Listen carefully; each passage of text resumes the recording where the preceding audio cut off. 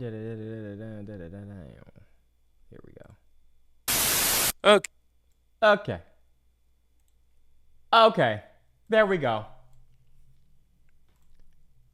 The inevitable failure of 2024 blockbusters. Ron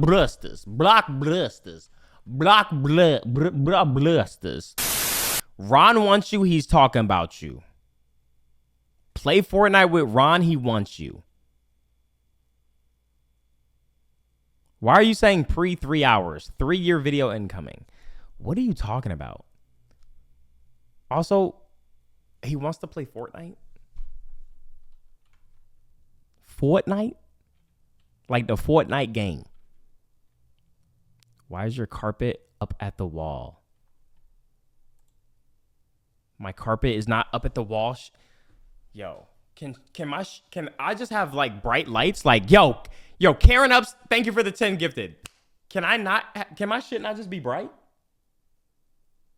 Like, why do y'all always complain about it? Because if it was dark, you'd be like, oh my God, we can't see you, bro. He's doing a 25K Fortnite tournament, and he's saying he needs me. Has bro seen me play Fortnite? Like, what? He wants your juicy lips. Okay, now we're just talking. Now we're just talking, bro. Now we're just saying shit. Okay, so back in January, at the very beginning of the year, I put out a little video on Instagram where I shared my predictions about— He need old people. Oh, y'all can't even see. Then why, if he needs old people, then why don't he fucking ask Josh? Or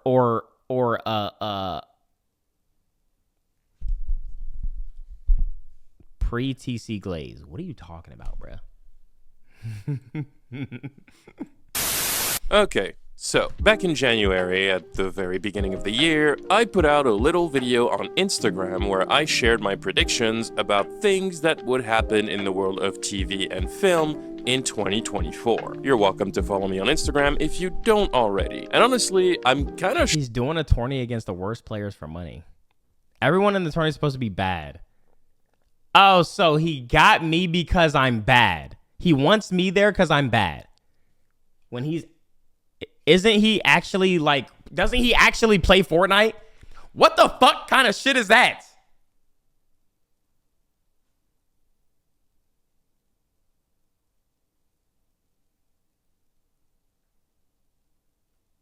Are you kidding me? He's hosting it, not playing it. The first to win gets 25K.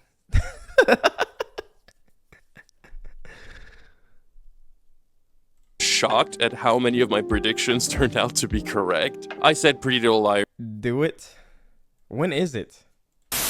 Okay. So, back in January, at the very beginning of the year, I put out a little video on Instagram where I shared my predictions about things that would happen in the world of TV and film in 2024. You're welcome to follow me on Instagram if you don't already. And honestly, I'm kind of shocked at how many of my predictions turned out to be correct. I said Pretty Little Liars Original Sin would be cancelled after its second season. Check. I said Tom Holland's Spider-Man 4 would be confirmed to be in development. Check. I said Eternals 2 would be cancelled. Check. I predicted that Orphan Black Echoes would be cancelled after one season. I predicted that the Jon Snow spin-off of Game of Thrones would be confirmed to have died in development hell. I predicted that the Taika Waititi Star Wars in like an hour. I'm not gonna lie. I said that Craven was gonna be boring and that shit was gonna be ass, and that shit was ass. I was right. I said that another movie, I forgot what it was called, but that shit was ass. I said it was gonna be ass. Everybody in the chat was like, oh my god, you didn't even give it a chance. Boom, that shit came out, flop. It's like, at this point, bro, me and bro just know at this point. We just know, dude. Movie would be canceled. I predicted that. Also, that new Captain America movie with Homeboy, that shit not gonna be good. That shit not gonna be good either. Okay. I don't know how. I think that they shot that movie for $500 million. They're not making their money back. They're not making their money back. That shit's gonna do terrible. Madam Web was gonna be bad, but that one wasn't hard. And I also predicted that Alien Romulus would be a box office bomb. No, this was a banger. You was not cooking with this. I was wrong about this one, it did okay. And the thing is, I'm not a magician. Those predictions were not that hard to make. When you look at the current state of Hollywood and the current trends with TV show cancellations and patterns with projects dying before production, most of these are kind of obvious. Yo, chat, tell if he actually need me in there, I'll do it. Just like we talked about last year, we are... If it's like whenever, like, bro, when is this shit? Y'all said in an hour? If I don't finish this video, though, I'm watching the video. If I'm not watching this video, though, if I'm not done with this video, I'm watching the video. Yeet Rolling Loud. Yo, oh wait, isn't Cardi supposed to be Rolling Loud Sunday? Yo, chat, I'm not gonna lie, we might have to react to that. Are living in a very transformative time in cinema. A lot of shit has been happening in the last few years. The industry has changed, audiences have changed a lot, especially since COVID. And I think that with the explosion of superhero films in the last 10 years, there has been a general state of overconfidence in Hollywood that is starting to backfire very aggressively. But most of all, we are living in a time where blockbusters are no longer the hot commodity they have been in Hollywood in the last 20-25 years. The 1980s saw a significant rise in big-budget action, sci-fi, or fantasy films, mostly released during the summer, that would bring studios insane amounts of money at the box office. And since the rebirth of comic book adaptations in the 2000s, mostly thanks to the long-running Marvel Cinematic Universe, now they're milking that cow, and there's nothing left. There's fucking nothing left. We're over it. Stop it, please. studios have fallen into the realm of big franchise supremacy. In the last decade or so, we have seen a massive shift in the movie landscape that hinted at one specific strategy from Hollywood: make massive blockbusters all the time. We no longer need to wait for summertime to put out our bangers. We can just put them out at any time, all year long. Blockbusters every week, baby. Yes, I will play in the tournament. Greed, unlimited power. Studios are all in a constant race to get the next billion-dollar film, and the result of that has been an extreme oversaturation of blockbusters in cinemas and a desperation that leads to rushing, that leads to, well, bad movies. In their greed to try and produce billion-dollar films all year round, studios have inadvertently exposed audiences to mediocre films all year round. And for a while, it worked. A big movie pretty much only needed a recognizable name to almost break $1 billion at the box office. That's why everyone's doing it, bro. And I ain't gonna lie, that shit worked on me too, bro. Because if it's Jurassic Park, bro, I mean, of course you gotta go see it, bro. If it's Star Wars, like it's Star Wars, bro. Like, I mean, you gotta check out the new Star Wars, bro. If it's I mean, they even did that shit with Ghostbusters. If it say Ghostbusters, you gotta check out the new Ghostbusters. It's just using the same shit over and over again, bro. And now they're doing it with Harry Potter with this show, man. We're gonna get a black Snape. What are we thinking? What are we talking about, man? It's like, it felt like you part of the problem? No, chat, you're part of the problem. Every time any superhero shit pops up, you guys lose your mind. Especially because it's rated R. You're like, all y'all really thought Kraven was about to be a banger? Stop it. We watched that 8-minute intro and you're like, not bad, doesn't look bad. Why do you think they dropped that? They probably dropped the best part of the movie. The first 8 minutes was probably the best part of the movie. Studios could do anything with literally zero effort, and they totally capitalized on that phenomenon. But by being exposed to huge movies literally every month of the year, people have slowly lost the sense of wonder and excitement towards big blockbusters because they've become the norm, and that norm has proven to be quite subpar for a while now. Yeah, that's why I didn't really care for that one Thor movie. Meaning, over time, and caused by the overabundance of blockbusters created by the studios themselves, audiences have been taught to avoid blockbusters in large majority. They've become way more selective with which movies they choose to pay to see in theaters. And that is both a good thing and a bad thing. The reason why it's a good thing is that people don't turn out to blockbusters that suck, so it kind of gives them a kick in the butt to start putting more effort into them, at least for the most part. And the reason why it's a bad thing is because the annoyance towards blockbusters has led audiences to avoid them so hard that even the good ones are starting.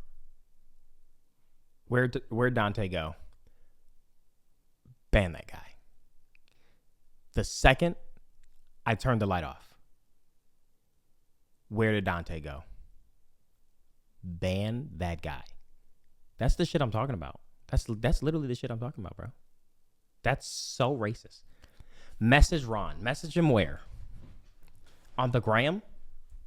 Starting to flop now, and they flop really hard. That said, a reasonable number of them are still successful enough that studios are still convinced that giant blockbusters are all audiences want. And in a way, they're not entirely wrong. There is truth to audiences being obsessed with franchises, and while things haven't been looking great this year, 2024 is probably the year that proves this the most, and in a historic way at that. If you weren't aware, in 2024, for the first time in cinema history, the top 10 highest grossing movies of the year is entirely composed of sequels. All 10 of them are sequels. We have Kingdom of the Planet of the Apes, Bad Boys Ride or Die. Wait, okay, hold on.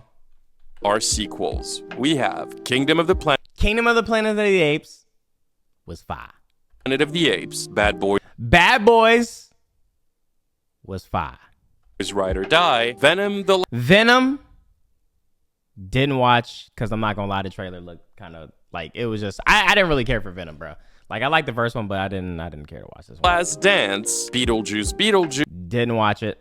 Kung Fu Panda 4. Didn't watch it because I haven't seen the other Kung Fu Pandas, but I'm pretty sure it's a banger. I'm pretty sure Kung Fu Panda is probably cool. Godzilla, Kong, fire. Like to see it in theaters that one time, but like, chat, is this the one? Which one is this? Is this the second one? Is this the one where they fight each other, or is this the one where they fight that ice machine? That ice machine shit. This one was good. That one was good to watch in theaters, but I'm probably not gonna watch that shit again. I didn't even know until afterwards, but Godzilla was only in that movie for like 7 minutes or some shit like that. But it didn't feel like that. It didn't feel like that, like watching it for the first time. Godzilla x Kong, Dune Part 2 was way better than the first boring ass Dune that they put out on everything. Despicable Me 4, Deadpool and Wolverine, banger. And Inside Out 2. Really good. And then also, you can't forget, does Furiosa count as a sequel? And also Gladiator 2. And I'm pretty sure there's some more that probably came out. A little asterisk here, Wicked might enter that top 10 by the end of the year, but even if that's not a sequel, it is still an adaptation of an existing IP. Now, one would say that's a win for studios and they're proven right, but not entirely. See, this is where the top 10 highest grossing movies of the year list kinda showcases the difficult spot Hollywood is in currently. Let me explain. If we take Kingdom of the Planet of the Apes, for example, a movie that is in the top 10, you could consider that a major win for the studio, except it wasn't. While it was one of the highest grossing movies of the year, this movie was also kind of a flop. It wasn't profitable. Now, I explained that last year I'm not in my really video surprised, about the though. failure I'm not of surprised by blockbusters that, in to be honest. 2023. You're welcome to go watch that if you haven't. But due to a number of contracts and factors between studios and investors and movie theaters on how the money made at the box office is split between parties when consumers buy movie tickets, it's estimated that a movie has to make around 2.5 times its budget at the box office in order to be profitable. So, if a movie costs $10 million to make, for example, it has to make $25 million at the box office to break even. That's when we can consider that a movie has recouped its budget, and it's only the money it will gross after that point that will be profit. So here's the thing. Dontai, I just finished probation with my fire department and wanted to say thank you for the entertainment during the grind. Appreciate you. Hey, man, I appreciate you, bro. I appreciate you. Wait, chat, is this Fortnite shit? Is this a 1v1 thing? Is this a 1v1 thing, or is this like a whole battle royale shit? Like, what is that shit that he talking about for anybody that know? 5v5. Wait, okay, so they already get their people then? Am I good? Am I not in it? Am I not in it? Like they already got the people? Okay, now y'all just typing stuff. 3v3, 5v5. Wait, is it ballistics? Wait, it's ballistics? Yeah, I'm talking about Ron's thing.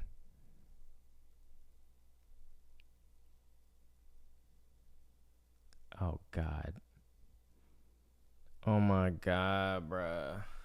Oh, my God. Do I still have Fortnite? Download it? I think I do. Chat don't speak unless you actually know. They don't know, bruh. They don't know. They just be typing shit, man. They just be saying shit. Y'all do this all the time. I'm gonna just message him on Twitter real quick. How am I just what is this fortnite thing they talking about? They said you need ass people. Is that true?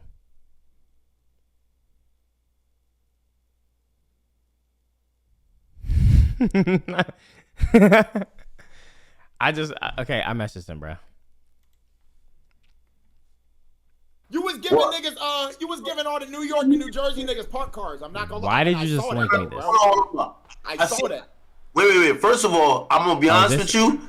This is when he never answered the question.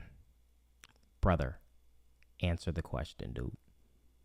Did you see Drake's dick? And did you like it? Did you save it? Just answer the question, bro. That's all it is. Just answer the question, bro. That's all it is. Kingdom of the Planet of the Apes had a budget of $160 million. And that's before marketing, but we're gonna keep it at $160 million for good measure. That means that in order to break even, this movie had to make $400 million at the box office. Damn! Just to break even. However, it only made $397 million at the box office. It came just short of that goal, meaning Planet of the Apes was not profitable. And if you consider the marketing budget that was added to the initial production costs, usually it's anywhere between 60 to 100 million for these blockbusters, we can safely assume that the movie actually lost money. It's in the red. So yes, Planet of the Apes is one of the top 10 highest grossing movies of the year, but practically speaking, it is also a financial failure. And that is a great sign of the current state of Hollywood. Damn. Make no mistake, some of the biggest swings Hollywood has taken this year have resulted in some of the most catastrophic misses. You get the idea. I didn't even know this was in theaters. I thought that Stuntman movie was like straight to streaming. It is in a massive flop era, and that's significant because this flop era is mostly revolving around the reality that the industry. What did bro just say? If Dante was a superhero, his power would be able to stop time as long as he's yapping. Industry's biggest moneymakers are not really making money anymore. For lack of a better term, it appears that blockbusters are a dying breed, and the studio's strategy of trying to have blockbusters in theaters at every time of the year. This movie was so boring. Oh my gosh, I fell asleep. Industry's biggest moneymakers are not really making money anymore. For lack of a better term, Quiet it appears Place, that blockbusters are Quiet Place 2. Oh my god. Literally fell asleep. A dying breed, and the studio's strategy of trying to have blockbusters in theaters at every time of the year has started to turn against them in spectacular ways. Studios have lost sight of what they even consider to be a blockbuster because they've been making way too many of them, and everything starts to have the potential of a blockbuster in their eyes. And since they're only trying to make that paper, they start hoping that everything is a major hit, and they give insane budgets to any movie that could potentially didn't even really see the movie, but like I just know from the trailer that shit wasn't like that. Why do you love super long videos? I don't love super long videos, but I love like video essays on movies because I really love movies. So like shit like this is so interesting to me. Eventually reach blockbuster status, even if it doesn't make any sense from an outside perspective. And to illustrate that point, I thought it would be interesting to take a look at 10 of the biggest box office flops of 2024. Let's do it! Big budget movies that studios bet on to make them billions and that completely failed at the task. We did the exact same exercise last year by taking a look at major box office flops from 2023, and while it sounded insane at the time, I think the ones from this year are actually worse. We're gonna talk about all that. I'm about to drop some truth bombs, so open your ears and listen carefully, preferably with the help of a pair of Raycons. Yeah, I baited you into that one. I'm sorry. Bro, you know the drill. Oh my god, chat. They used Raycon? I didn't even know they still made products, bro. I used to promote this shit like so much. I used to promote this damn shit so much. I don't even know how. I'm surprised that they still even, because ain't this Ray J's headphones? That's kind of crazy, bro. Dante, I need backup. There's a Twitch streamer called IMG Cool 360. He is harassing me. Please, Dante. How old are you? And if you're getting harassed, simply just don't. Raycon doesn't need an introduction. They're the best everyday earbuds in the game. Everybody knows that. But despite being the best in the game, they keep improving. Especially with their inflation charge the game. They sit there. You ask for hooks, give com and off and odd conscription. Get back box office. Oh shit, here we go, Let's talk about here we go. 2024's biggest box office failures. Starting with number 10, Furiosa. Okay, so wait, Furiosa was a banger though. Like, it was cool. Furiosa was a good movie, man. Remember a few minutes ago when I said I made a bunch of predictions back in January? Yeah, this was one of them. Out of all the takes I had in January, I predicted that Furiosa, the spin-off slash prequel to 2014's Mad Max Fury Road, was going to flop. I don't know why I was so sure of it. I had no real reason to think so beyond a hunch when looking at the current state of Hollywood, but I had this persistent feeling that this movie was unfortunately going to crash and burn. But here's the thing. Even though I predicted it would flop, even I didn't predict it would flop this hard. Furiosa is a movie that was announced almost 10 years ago, and it went through a long period of development hell. Initially, Charlize Theron was supposed to reprise the role that she played in Fury Road, and everybody was excited about that. And then it was announced that the project was going through significant changes, and it turns out that Charlize was kicked out of the movie. The reason why is because the people behind the movie apparently decided they wanted a younger actress to take on the role, so they booted her. Charlize Theron was very vocal about being really upset about that. She loved Furiosa, and she was really excited to play the character again. She got God, dude. And then, somewhere in the middle of that, I think there were conversations about Furiosa being made as an anime? I guess that was scrapped, but eventually, Anya Taylor-Joy got the role as young Furiosa, and Chris Hemsworth joined the project soon after. Things were starting to be on track, and after like 6 or 7 years in development hell, the movie finally went into production. Now, usually, when a project is stuck in development hell forever, when they finally come out, they tend to be bad, because they become a bloated amalgamation of too many ideas being thrown in a pot over years and years of different people working on the project and transforming it over time. Gemini Man was a development hell project. This movie took almost 30 Oh my god, I remember Gemini Man, bruh. over time. Gemini Man was a development hell project. This movie... Chat, this is an example.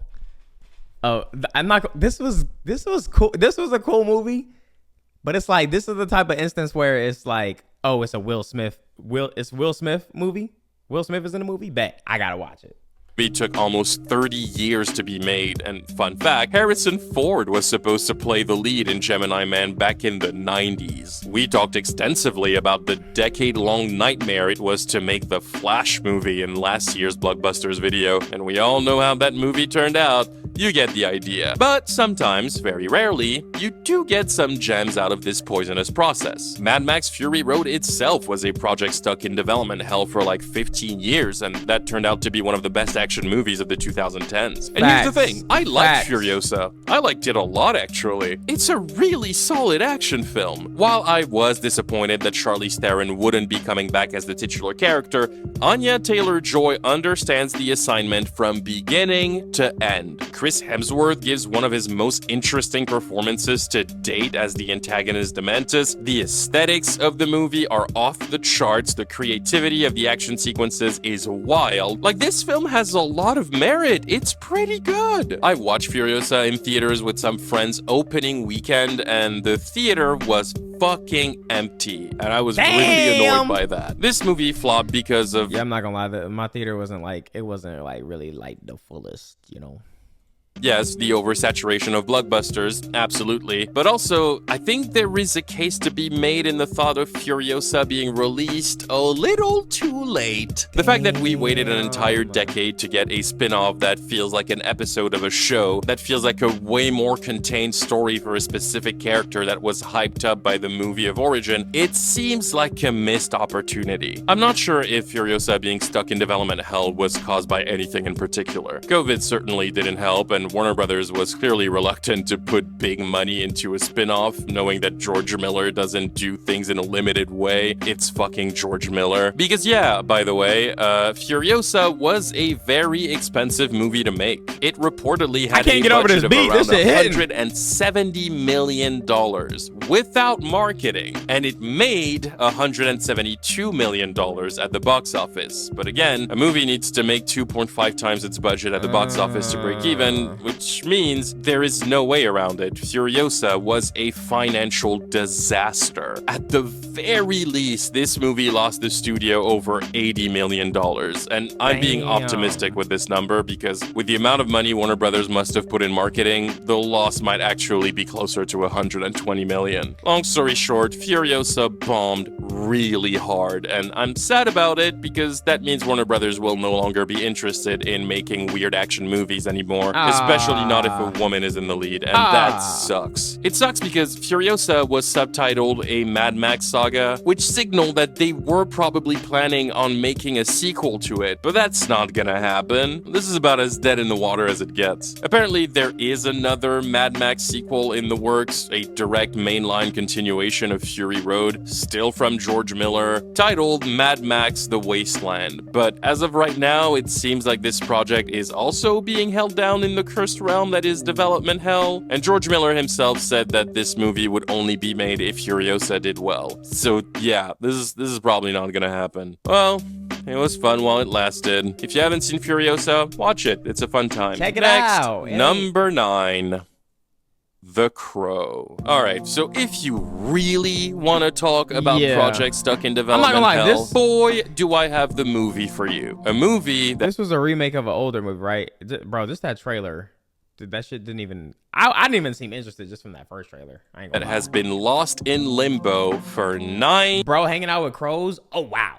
19 years. I'm gonna say that again with a dramatic effect. 19 years, my guy. Do you realize how long that is? There are people who are now in college who were not part of the World's Humanity Program when this movie was announced. They weren't born yet, my guy. They were but a concept. And they got to live all the way through college before this movie finally made it to screens. That is some bullshit. Damn. Let's talk about it. I mean, okay, first, some context. For the uninitiated, The Crow is a dark gothic comic book created by James O'Barr that came out in 1989. It tells the story of a man named Eric Draven who is killed by a bullet in the head along with his fiancée after being attacked by a gang of street thugs. While the fiancée does not survive the incident either, Eric is brought back to life by a crow who allows him a second breath to get vengeance on the ones who murdered him and his love. While not huge, the comic got a lot of praise for its... A crow?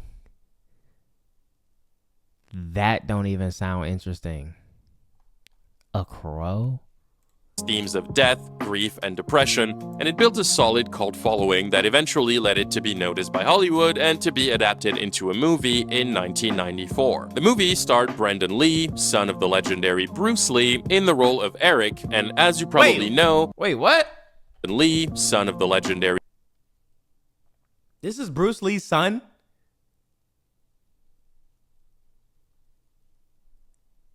Bruce Lee in the role of Eric, and as you probably know, it has become infamous for the tragic incident that took place during production. While filming a scene in March of 1993, where the character of Eric is supposed to get killed, Brandon Lee was shot by a gun that was not properly checked before cameras rolled, and that was loaded with the I type didn't know, bro. I didn't watch this shit.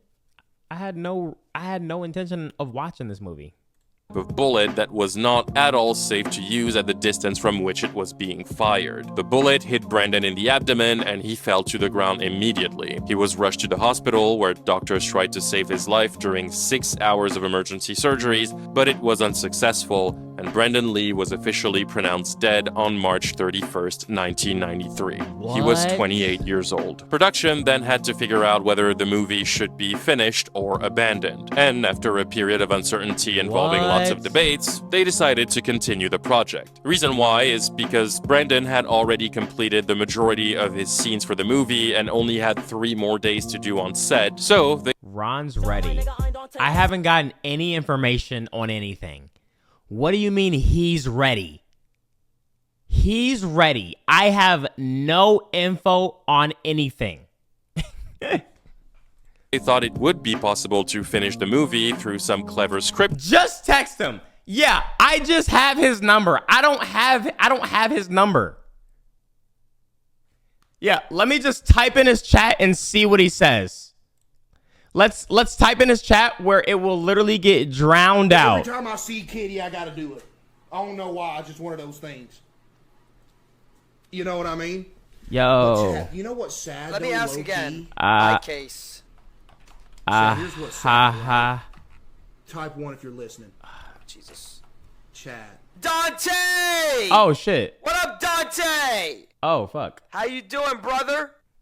Brother. How you doing? Good. What up, Dante? Oh, you're streaming. Hey, Dante. They said you needed Am I that loud and annoying, ass brother? players, so why am I invited? Oh, he's watching the stream. Ass players, so why am I invited? Oh, watching the stream. Ass players. Bepsy, can he join? I don't know. Only because they confirmed people. That was the only problem, Bepsy, and they're kind of, or not Bepsy, Dante. They're kind of strict. I actually want you to play, but it's up to. I need to confirm. I don't know if it's too late. Is he bad enough? Or not Bepsy, Dante. Oh, it's Send me Dante's highlights. I need a Dante highlight. Hey, it's all good. We don't need to look up highlights or anything. I'm actually, it's fine. He's trash. All right, yeah, no. It's all good, bro. You don't need to look up anything. Yo, no. Oh my god, no, we're good. We're good. Oh god. We're good, dude, we're good. Oh my god. Dude. Oh my god, I'm trash. Oh my god, I'm trash. Bobby, I'm coming. I'm coming. Wait, pause. Hey, yo. Oh my god, bro.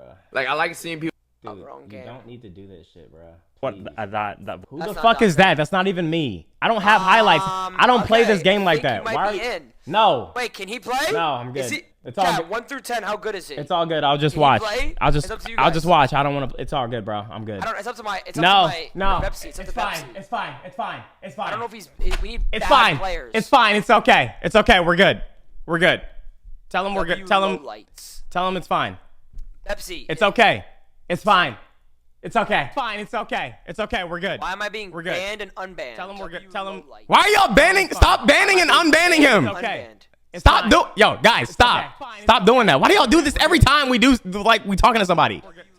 Why are y'all banning? Stop banning and unbanning him. No, I want you to play Dante. I didn't know you were this fucking bad at video games. I'm not. God fucking damn, you Yo, are yo, you fucking stupid bitch. You picked the worst highlight. That was like from 2013 or some shit like that. I don't fucking know. I can play better than that, and I honestly probably overqualified for your tournament, bro. This is perfect for what we need. What The question is, can we bring him in, chat? I need someone to tell me from Pepsi side. Yo, stop banning on. Yo, this is giving me a headache. It's giving me a headache. God fucking damn it. Yo. Anyways, if not this one, Dante, I want you in the next one. Drop a retweet. Simple as that. Okay, It's bet. time though for right now. Bet, chat. Easy. Jesus Christ. Yo, who was that? Who fucking was that, bro? Rewrites. No, perfect is insane. That was like literally the worst clip. That was the worst clip with a Vegeta skin, which has the biggest hit scan in the whole entire game. Let's not act like that's not true.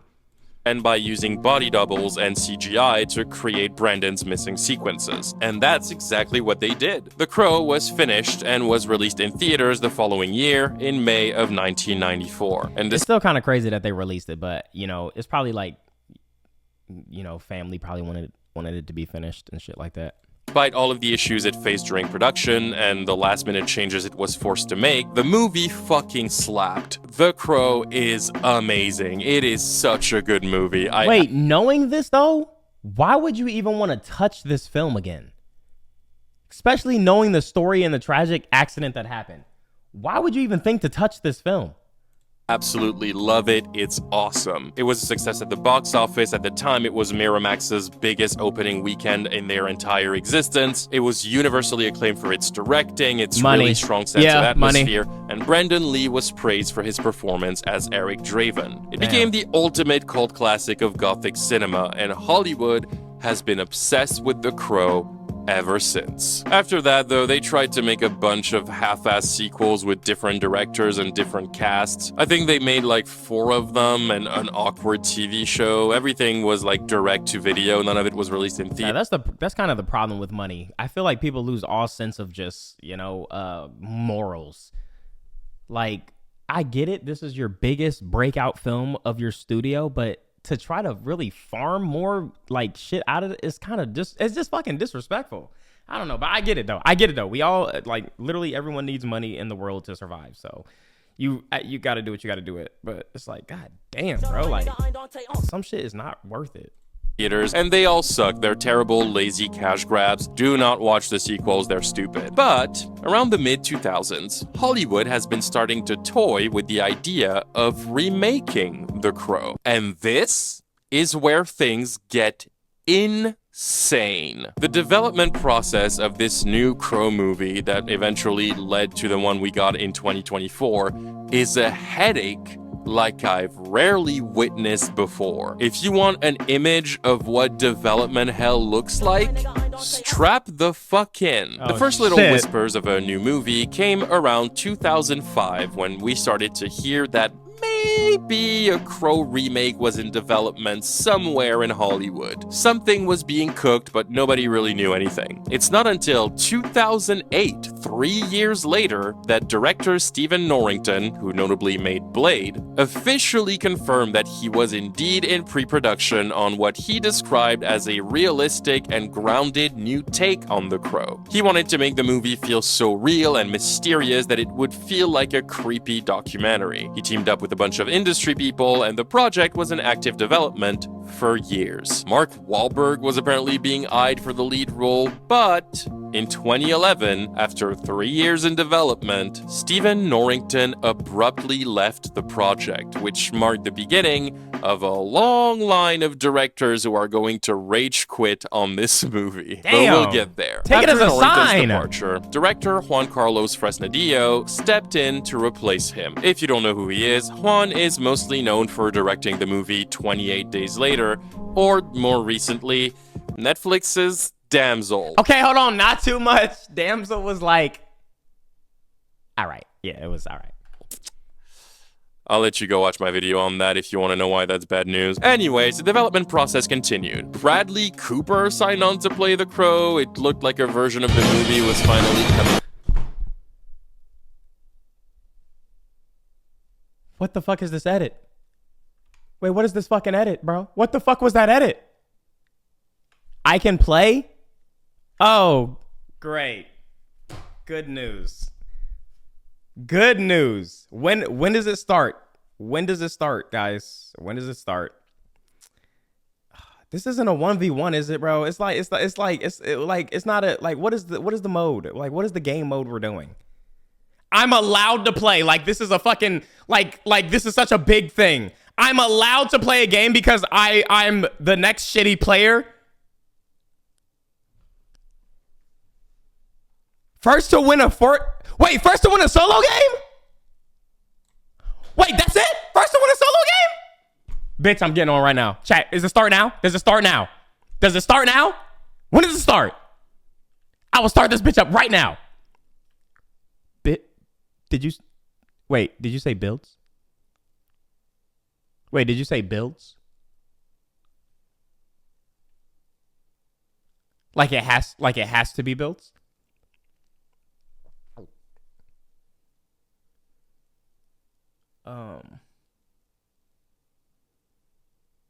So we can't do no builds, like, and there's no like bargaining or anything.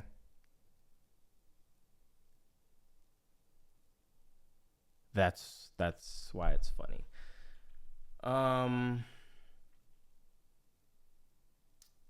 Okay. So what if we? Does he actually? Was it confirmed that he actually needs me?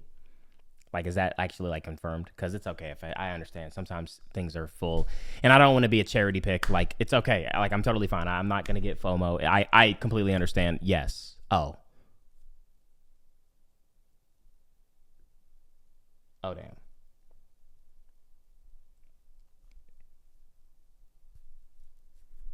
All right. All right. Oh, it's a sponsored event? Okay, let's do it. How long does this go? Yo, chat, how long does this go? How long do we get? Is it like 3 games and then like whoever gets the closest out of 3 games? 2 hours until someone wins. So until someone wins out of bad players.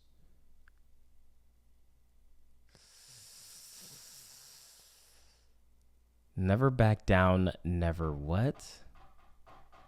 It's not sponsored by Tom Cruise, bro. Just because you say Tom Cruise doesn't mean I'm going to immediately jump and do something, bro. Bro, I haven't built in like... I don't remember the last time I built anything, bro. Join Discord. Bro, I don't remember the last time I built anything. What even is the Discord?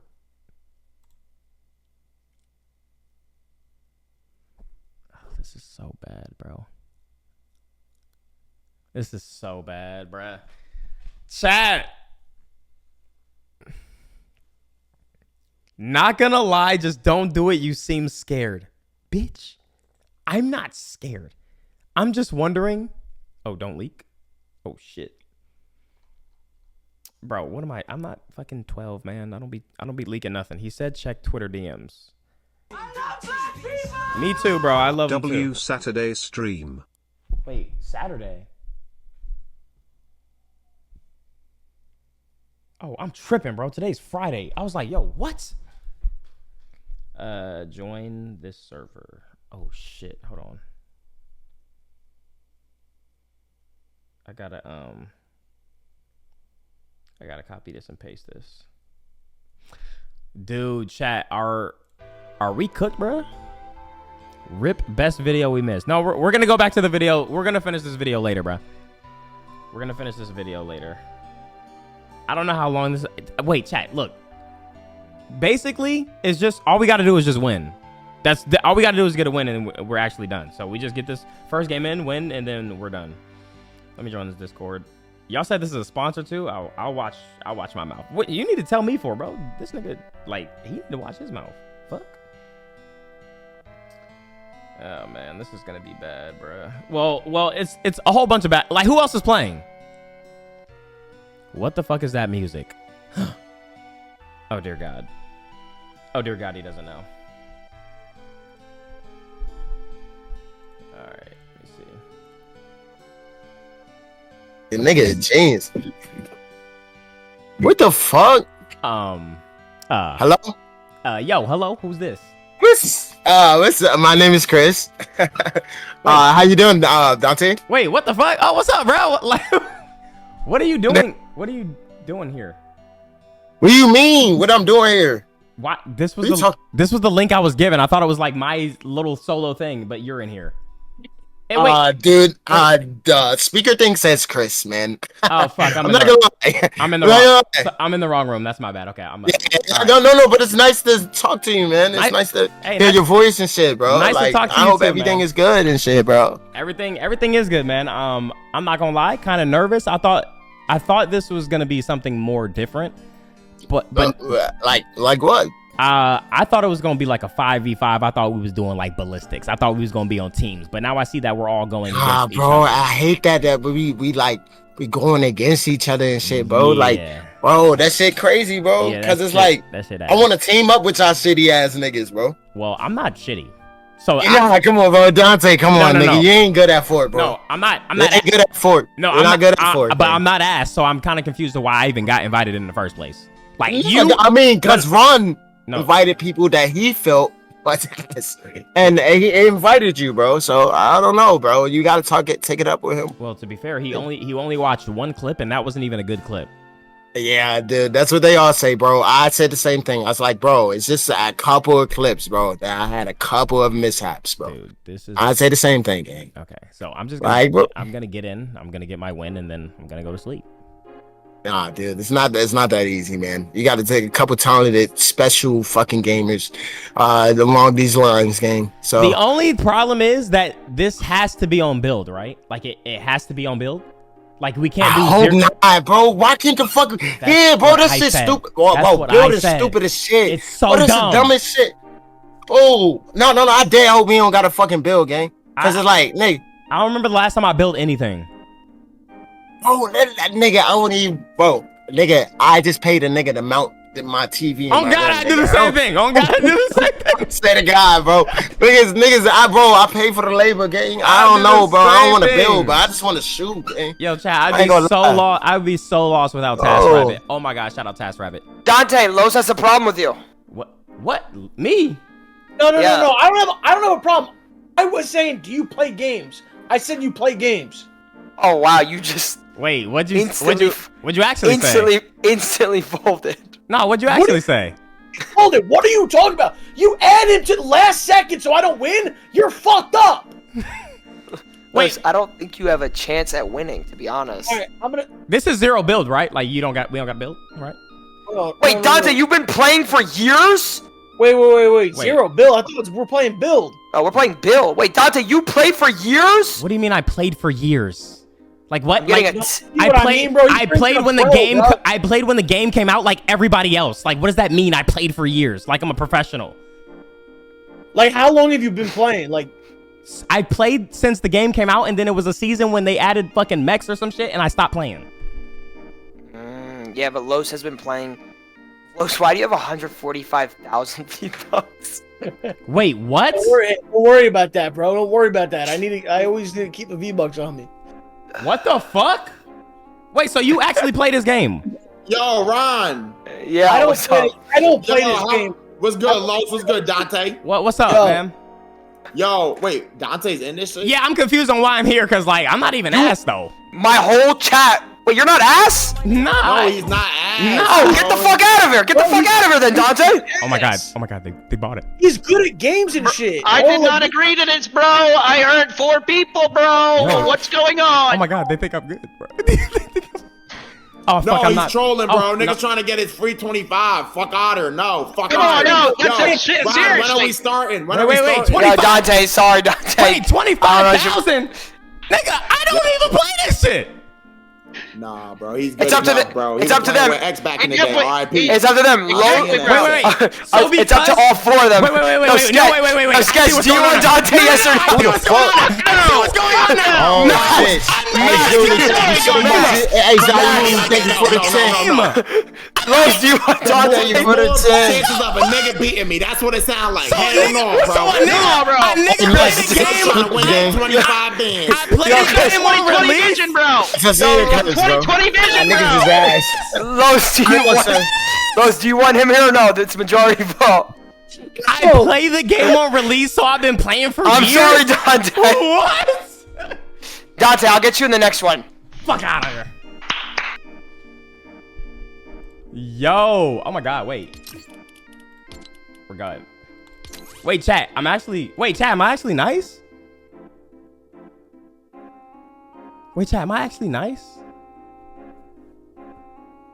Wait. I'm actually nice. Nah, wait. Oh, we're so back.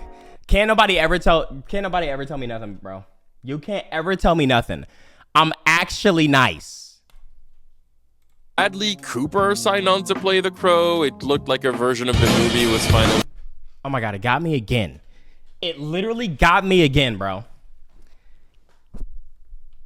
coming to life, but the project was suddenly stalled because of a legal battle with the Weinstein Company over distribution rights that led to a lawsuit. That went on for a while, and eventually Bradley Cooper dropped out of the project and Ryan Gosling came in to replace him.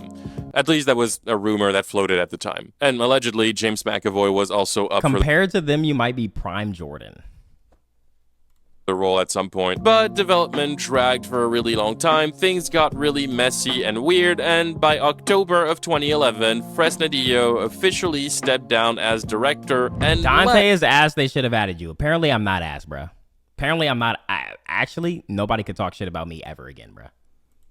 Just 6 months after he signed on. He was then replaced a few months later by Javier Gutierrez, whose most notable work is probably his shitty 2017 sequel of The Ring. He actually dropped out of The Crow to make that, but he was attached to direct the remake for a good 3 years. During that time, it was a complete shit show behind the scenes. Their main writer was kicked out by Harvey Weinstein. They hired a new writer to rewrite the script from page one. And keep in mind, this is 6 years after the movie was officially announced. They still don't have a script. They also can't find a lead actor to save their lives. Tom Hiddleston signed on to play Eric Draven, then he left the project, then somebody announced that Alexander Skarsgård had signed on, but a week after that announcement, Alexander Skarsgård was like, yeah, that's not true. I'm not attached to this thing, which is fucking hilarious, by the way. And then Luke Evans officially got the role. And then he left. And then Jack Houston signed on for the role. And then he left.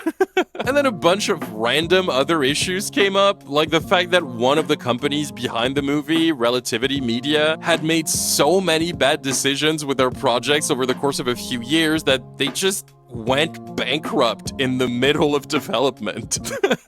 This project was a fucking mess. The story will be different. Will be different to what people are expecting. It's not about us ripping off the... Hey Dontai, sorry random question, but did you ever see Eyes Wide Shut? It's Tom Cruise's best movie. Eyes Wide Shut. I'm pretty sure I heard of it, but I can't remember. The Brandon Lee movie, that stands alone as a brilliant piece of cult film. Hold on, let me see. Yesterday, the film lost its director, who had been attached for 3 years. Now, on top of that, it appears that Evans is also leaving the film. Tom Hiddleston was going to be the Crow. Oh, everybody, we were talking about that in 2013. Right. Everything's great and wonderful. We're doing the Crow. Yeah. And then he pulled out. Oh my God, I have seen this. And then it's Alexander Skarsgård. Oh, he's going to be the Crow. That went nowhere. Then, it's going to be Luke Evans. And then he's gone. Reports emerged suggesting that Relativity was looking at Boardwalk Empire star Jack Houston to replace the departed Luke Evans for the lead role in their upcoming The Crow remake. Jack Houston has parted ways with the Crow reboot project, citing scheduling issues just 3 months. Chat, what if I start making videos like this? If I dropped a video like this on my main channel, what would happen? Parted ways with the... If I'm just talking about movies and shit. Crow reboot project, citing... Guys, I just came back from seeing Craven, and oh my God, was it abysmal? Scheduling issues just 3 months after signing on to play Eric Draven. And me too, I was so excited about it. I was so sad. We had a great relationship. But the folks over... I do want to drop more, I do want to drop videos on the main channel though, I don't know though. It's like, cause there's stuff that I want to talk about, but there's stuff that I just don't, I'm not trying to do research on people's life and things like that to really talk about shit. I just want to talk about stuff and just give my opinion. But I don't really, I don't know, bro. I don't know.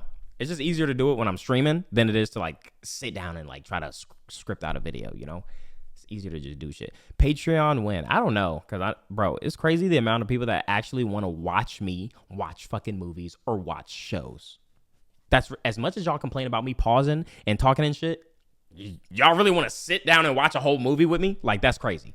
Over at Relativity have continued to try and get it off the ground despite bankruptcy, legal battles, and a regular rotating door of attached actors and directors. This project in general is just a mess. Hey Dontai, did you watch that new Jamie Foxx stand-up and was it good thinking about listening to it at work? Nah, I want to though. I want to. I seen like a trailer of it and it looked good. In a mess for a little bit. There'd be people dropping out left and right. I think you leave this one alone. I don't think you need to do it again. They obviously cannot get it right. Stars have dropped out. Directors have dropped out. I mean, the craft service has probably dropped out. Oh my gosh. Wait, what is this? I feel like I listened to this shit on my phone when I was a janitor. I would listen to like this show about movies and shit where they would just like literally have discussions about movies and stuff. Oh my gosh, I'm getting nostalgia. At one point, it's like everybody's dropping out of this movie. No more Red Bar. No one watches. It's the thing. It just stinks. Everything the universe is telling you, do not. That was the guy. That was the dude. That was the other guy. John Campia. Oh my God, dude. Wait, hold on. I gotta.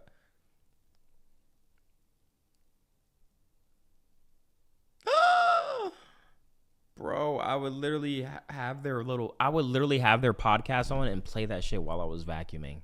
I'm actually about to cry. Like, that shit crazy. Do not make this movie. Jesus. We're not even done. Gutierrez quits. The director of The Nun comes in to replace him. The movie switches studios. It's taken over by Sony. They still have no actors attached to the project. Norman Reedus was in talks. He's gone. Kristen Stewart was in talks. She didn't do it. Sam Witwer passed. Jessica Brown Findlay was cast in a role for like 5 minutes and then she fucked off. Forrest Whitaker was in negotiations for a role that went nowhere. Nicholas Hoult was in talks to play the main character. That didn't happen. Jack O'Connell, same thing. And then you blink and it's 2016. It's been 11 years since the movie was announced and they have nothing. They barely have a script. They went through a dozen leading actors and they're currently on their 4th director and they have nothing. Things go quiet for a few months. We don't hear too much about it.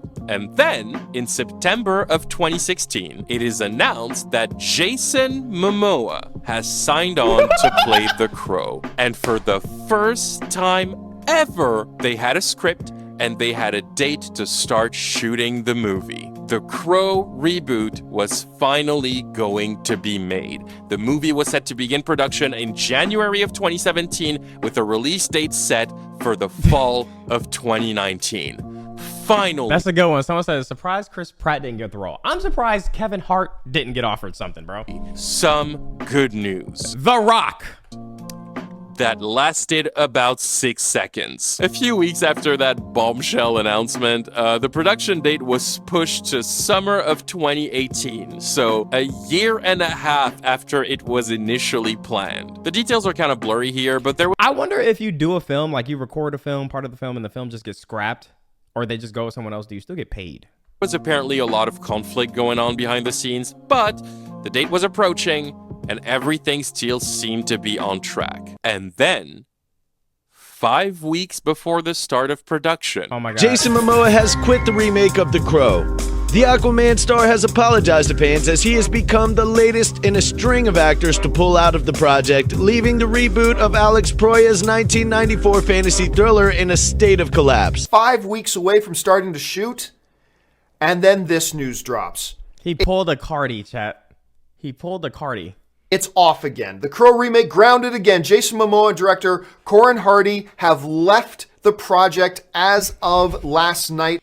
Yeah, the movie lost both its director and its star at the same time. 5 weeks before production was set to begin. So they abandoned the script and they're back to square one. And then it's radio silence for years.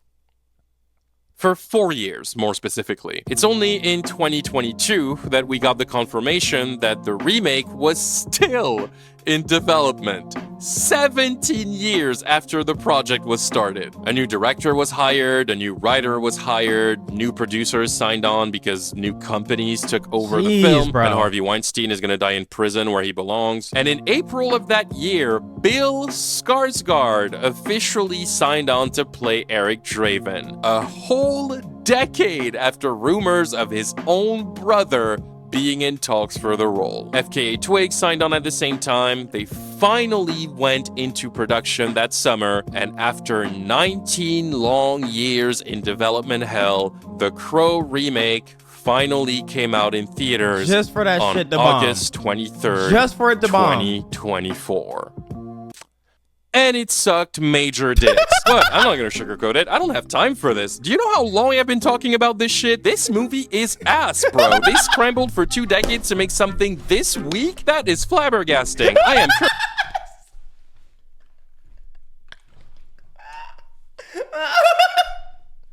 I don't have time for this. Do you know how long I've been talking about this shit? This movie is ass, bro. They scrambled for 2 decades to make something this weak? That is flabbergasting. I am currently flabbergasted. I'm not even sure I know what this word means, but I'm sure it accurately describes how ridiculous it felt to watch this movie with my own eyes that my mother made for me for 111 minutes that I could have spent playing Dragon Ball Z Sparkling Zero. Even though it wasn't even out at the time, I would have had to play it in my head with my imagination, but I can assure you it would have felt like way less of a waste of time than it was to actually watch this remake. And it's funny because while I was watching this movie, I had a very distinct thought pop out of nowhere that The Crow 2024 is giving me the same bland vibes as Snow White and the Huntsman. You know that one Snow White movie with Kristen Stewart that came out in 2012 and that literally nobody remembers even exists? I had no idea that was a thing. Felt the exact same to me as a lifeless retelling of a legendary story that... And y'all see that shit? You remember that film?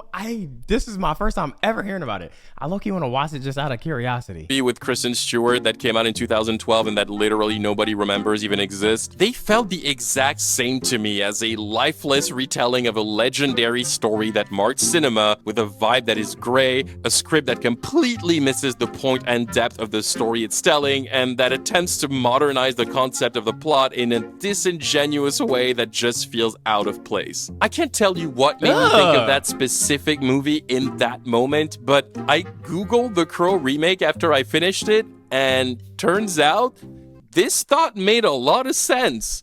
It's the same director, Rupert Sanders, a guy who has only directed 3 movies, which would be 2012's Snow White and the Huntsman, 2017's Ghost in the Shell live-action adaptation with ScarJo, and now 2024's The Crow. 3 remakes/reboots all pretty much received the same way by audiences and critics with the same criticism.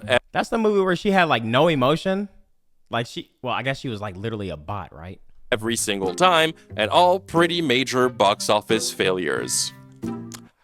I mean, his resume is nothing if not consistent. The Crow is some of the most boring shit I've watched this year. I could not believe how bland this was. It feels like it was made by a 12-year-old edgelord who doesn't actually understand what this story is about and just thinks it's really cool to watch a guy kill people very intensely. There's one scene that's worthwhile that takes place at an opera. It's a pretty well-made action sequence. The rest of this movie is garbage, though, and you can skip it. And the thing is, The Crow wasn't even that expensive to make. It was the one quote-unquote big anticipated movie of 2024 that was made for less than $100 million. The budget was around $50 million, so if they had put a bit of effort into this shit so that people could have gone to see it and give it some positive word of mouth, they could have maybe made it slightly profitable. Where is all this money going for some of these films? I'm not gonna lie. In theory, the movie needed to make $125 million at the box office to break even, but that doesn't fucking matter. It's like, yo, after watching Godzilla,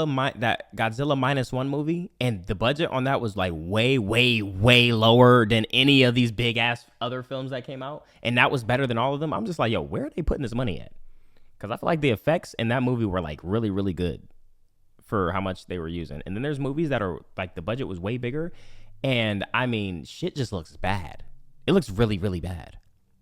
because The Crow crashed and burned so fucking hard and so fucking loudly that it didn't even have time to even consider that number. It made a miserable $24 million at the box office, just under half its budget, meaning this movie likely lost more money than it cost to make. This shit is a galactic level flop, and honestly, I hope that was enough for Hollywood to just fucking let it go and let the 1994 film be a classic that we leave untouched moving forward. Some things are just not meant to be reinvented over and over and over again. The Crow doesn't need to be a franchise. Let it go, my guy. Oh, and speaking of a movie that doesn't need to be a franchise, number 8. Argyle. This one is a little surprising to me because I swear there was a point in time where it felt like I was the only person on this planet who was not excited about this movie. There was a point in time where Argyle had a significant amount of hype and I just didn't understand the appeal. Did I react to this trailer? I think I did. The entire hype of this movie was based around two things. One, Henry Cavill is in it, and people like Henry Cavill. Yeah. And two, this movie is a sort of adaptation of a book that was subject to a weird conspiracy that it was secretly written by Taylor Swift. What? That was really random. Oh, and also, it was directed by the guy who made Kingsman, so the bitch wasn't terrible. Like, on paper, I should have been hyped for Argyle. Believe me, I love Henry Cavill too, and I will watch Bryce Dallas Howard in just about anything. I'm a big fan of hers, both as Is she from not Godzilla, Jurassic Park? Is that I the will same watch girl? Bryce Dallas Howard in just about anything. I'm a big fan of hers, both as an actress Why she like that one girl? and as a director. Because, yes, for the record, she did direct some of the best episodes of The Mandalorian. Oh, bitch, that is her. What the fuck? And the one good episode of Oh, so wait, is this movie recent? Because she looked older there. Bryce Dallas Howard is the shit, and I'm always happy to see her in things. And honestly, when you look at it, the rest of the cast is just insane. Sam Jackson, Sophia Boutella, super underrated, Sam Rockwell, John Cena, Catherine O'Hara, Bryan Cranston, Dua Lipa? What are you doing here? But despite all of this stuff being piled on, How the hell? I just couldn't get hyped for it. The movie didn't sound interesting, the trailers were mediocre at best, they did nothing for me. The overall marketing campaign was super weird and fell flat, but I genuinely felt like I was the only one who didn't give a shit because everyone— Yeah, I think I liked I think I remember, and I think I probably liked the trailer, but yeah, I didn't know what was going on though. So I kind of forgot about it. Where I looked online, people seemed genuinely pumped about this movie. The thing is, I think the gimmick behind that hype died so fast that by the time the movie actually came out, nobody cared anymore. So nobody went to see it. I'm gonna be honest, the bombastic flop that was Argyle is some of the most impressive shit I've seen in a minute. The movie itself is a complete disaster, an insane mess that was so utterly bizarre that I walked out of it in a state of confusion I have not gotten rid of yet. I saw this movie opening weekend, there weren't a lot of people in my theater, and two different groups of people in my screening walked out before the third act. This shit looks insane. What the fuck? What? It's very rare that I walk out of a movie. I can't remember the last time I did, but I seriously considered it with Argyle. This thing is a fucking chore to get through, and it's not a short movie either. It's like 2.5 hours long. Argyle had a ridiculously bloated budget of $200 million, and it was confirmed that an extra $80 million was put into marketing, meaning to break even, this movie had to make upwards of $700 million. I mean, it makes sense when you got all them actors in there. The box office. And again, not to make a profit, just to break even. And guess what? By some complete miracle, the movie managed to make $900 million at the box office and made a profit. I'm fucking lying. That did not happen. Argyle crashed and got beat up by fucking Cthulhu. Why would you say that? Why would you do that? Wow, I was about to say, wait, that's crazy. Managed to make 900 million at the box office and made a profit. I'm fucking lying. That did not happen. Argyle crashed and got beat up by fucking Cthulhu at the box office and made only $96 million worldwide. I don't think I can even begin to explain how cataclysmic that is. Like, you remember that scene in The Matrix when Morpheus tries to 1v1 Agent Smith to buy Neo and Trinity time, but he's clearly outmatched and he gets his shit rocked in like 45 seconds? Well, that's pretty much what happened to Argyle at the box office. This movie was wiped from existence so fucking fast, even Thanos was taking notes. And this was apparently supposed to be the start of some massive franchise, and this movie specifically was meant to be the first of a trilogy, but there was also a prequel movie announced and another movie that was gonna be a crossover with Kingsman. Whatever, I don't think any of this is gonna happen. I don't know how you flop this hard and convince a studio to give you another $200 million to all make these more actors, shit. like, I mean, what? I say that, but hey, Sony still decided to make Madam Web after Morbius, so really it's not like Hollywood is made of smart people. Oh, and speaking of which, number 7, Madam Web. Okay, do I really need to explain this one? At this point, the Sony Spider-Man universe franchise is just a meme that never stops getting worse. Like, if it's ever revealed that this whole franchise... I'm not gonna lie, you should have waited a little bit, because you could probably add Craven to that shit when that shit come out. I ain't gonna lie. Franchise has just been a money laundering scheme this whole time. I honestly wouldn't be surprised. That's in part thanks to this fucking marshmallow. No need to stand on ceremony here. Madam Web was a bad idea. Everybody knew it was a bad idea. Nobody thought it would be good. The trailers were fucking hilarious and they were not trying to be. He was in the Amazon with my mom when she was researching spiders right before she died. We all knew what it would be. We all knew it was gonna flop. The people making the movie knew it was bad and knew it was gonna flop. The marketing campaign of this movie was some of the funniest shit I've seen all year. Craven is already out? Oh, it came out this weekend. Okay, yeah, we're gonna see Monday. Because nobody is even trying to pretend like they care about this thing. I've never seen actors so painfully aware of how aggressively dead their project is. They don't give a single fuck. The winner for Best Picture at the Oscars will be... Oppenheimer? That's incorrect. It's actually Madam Web. Okay. It's gonna be a Madam Web sweep, I think. Okay, that will also piss people off. Oh, Madam Web sweep the Oscars. Can you imagine? Have you seen Madam Web? No, I haven't. I've seen Madam Web. It's Have good. you? Yeah. Is it good? I've only seen this movie once a couple months after it came out, and I refuse to believe that's real.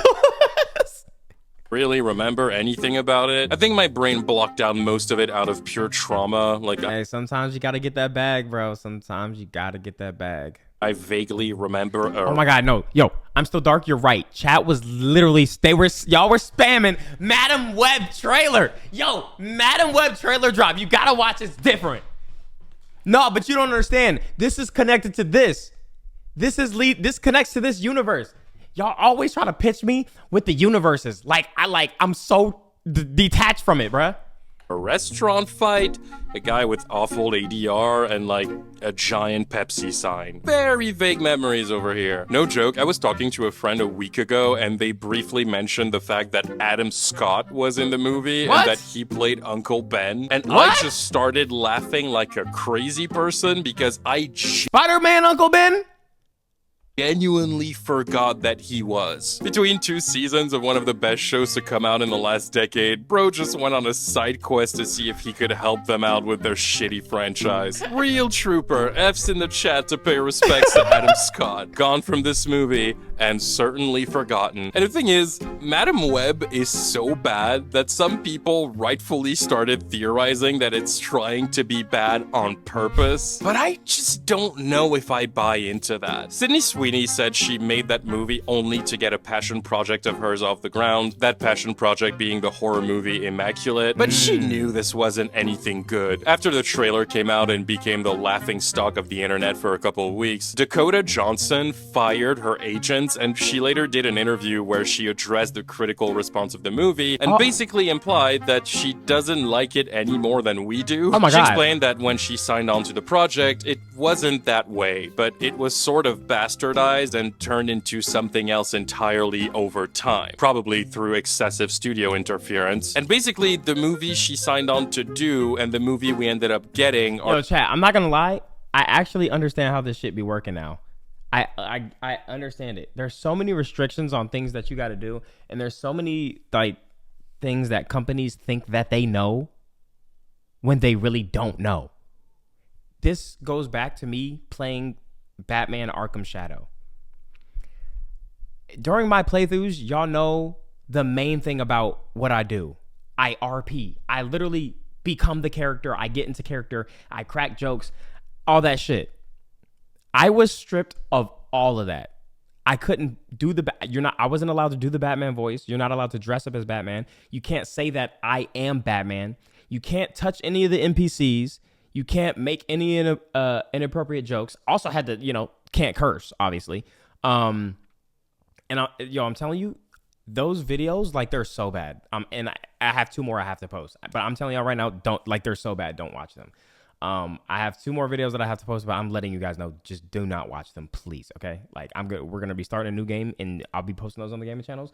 Watch those, but, actually watch it, just to just hit the thumbs up, shit like that.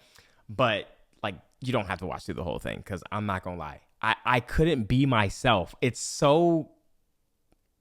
it's bad. It's just bad, bro. It's just bad. So I understand when you get in these situations like this, it sounds like a good idea at first. Like, oh shit, what? Working with Batman Arkham. I love Batman, bro. I love the Arkham games too. Yeah, of course. Yeah, sign me up, bro. I got it. Oh yeah. Okay, now that you signed everything, right, and you're already locked in, so you can't get out of this. Otherwise, we'll fuck you. Okay, we'll fuck you. Yeah, you can't be yourself. You can't do anything that you usually do to make your gameplays entertaining. And also, on top of that, you can't wear anything that you like wearing. Luckily, I had a shirt like these pants. I wouldn't be allowed to wear these pants. I had to redo a whole video because I was wearing like some Naruto pants. And fun fact, you can't have any other properties showing on your clothes. Also had to redo another video because. Oh yeah, you're holding the strap. We noticed you were holding the strap, right? Or you were holding the controller. Oh, but you didn't have your wrist in the straps, okay? You didn't have your wrist in the straps, and that's not a good look. So you got to redo that. Oh, also, you can't drink water. Yeah, you can't have water in proximity, close to the proximity of the thing, because it's just not. It's just. Oh my God, yo, chat. I just. It's fine. It's over. The videos are recorded. They're getting edited. I already did it. I already completed it. But yeah, it just really tainted my experience. It tainted my experience so bad, bro, for Batman. I think I would have rather. I wish I could have played that on the stream. Yeah, it's a safety hazard. Like, you don't want to show yourself drinking it, and then they're like, oh yeah, well, he did it he was drinking it in his video, and he's sponsored, so obviously that's fine. What I'm basically doing is a commercial. It's just one big commercial. So you're not gonna see nobody drinking water in a MetaQuest in a commercial and doing all that shit. So it's like, while I understand it, it's also just like, damn, bro. Everything that would make this entertaining and really make the video do good and land more eyes on it and make people want to play it more is being taken away. So it's like, damn, now people are going to watch them like, yeah, this shit kind of looks boring. Damn, this game kind of looks boring.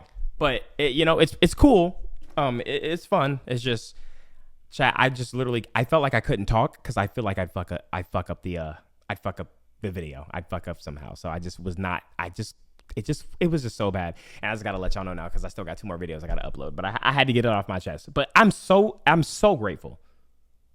I'm so grateful for MetaQuest. And I'm so grateful for Batman Arkham Shadow.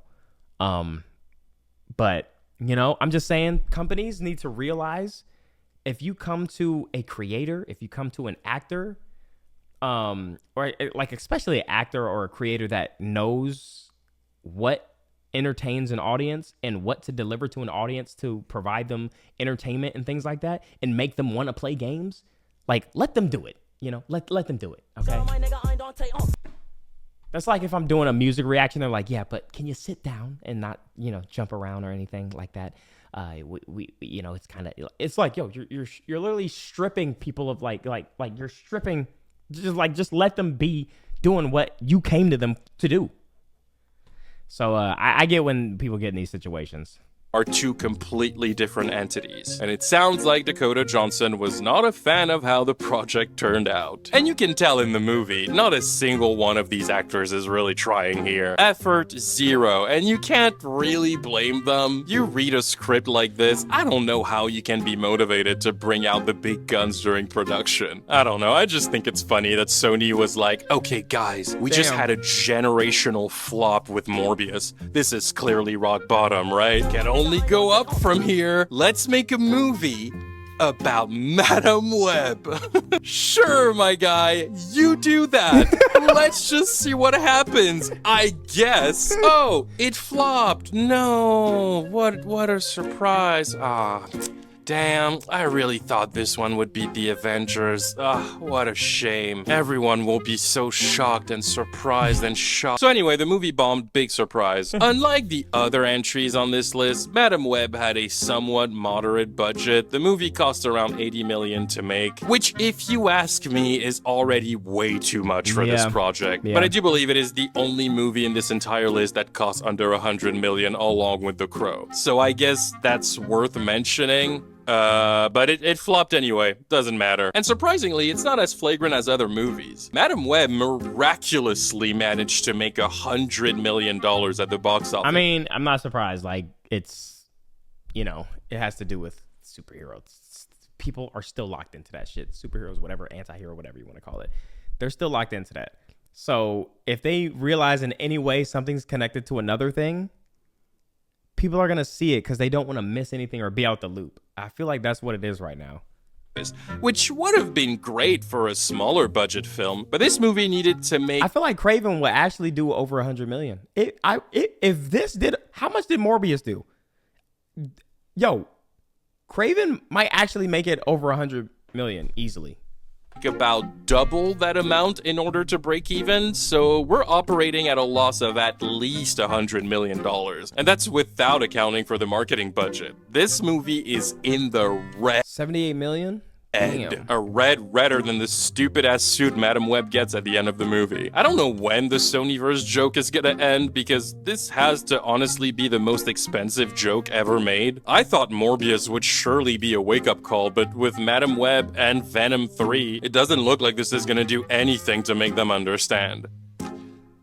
Oh, yeah, by the way, number 6. Venom 3. Well, yeah, logical continuation. Still in the Sonyverse, let's go! The closer of the trilogy that had no business existing in the first place. Okay, so I guess I'm kinda biased here, because I never liked the Venom movies. I found the first one to be unbearably boring and unfunny, a complete waste of Tom Hardy. Venom 2, Let There Be Carnage, was genuinely difficult for me to... Okay, the first one, I thought was... I thought it was cool. The second one is the one where I was kind of like, I'm not gonna lie, like, is this shit almost over?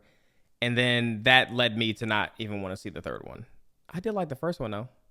Sit through. I think that movie is fundamentally passable at best is probably like a good way to explain it. Like, bro, it's Tom Hardy, it's Venom, like, you know, it was cool. You got the jokes with I love the scenes in the 7-Eleven or whatever the hell that place was. That shit was cool, but yeah, I don't know, bro. Max 1.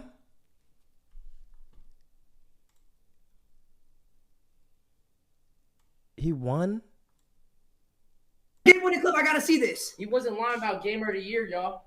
You might be winning Gamer of the Year next year. Bro, I don't know how I did it that ass. Wait, I just saw it.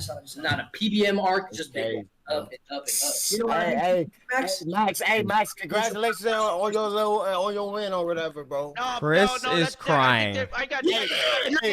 Chris is crying. I just got what happened I jumped on the table. Man, that's crazy, bro. You really did that, bro. Max, you really did that, bro. Wait, I gotta That's see crazy. this. What the fuck did you like? That's how? crazy, bro. You really did that, bro. Chris, you ain't gonna lie. First nah, he did his big one, bro. Fuck it, gang. Ain't gonna lie, bro. Fuck it, bro. This nigga, all of a sudden, he a good ass gamer. You sniped him? All of a sudden, he a good ass gamer. Oh my god! You said you could have sniped him.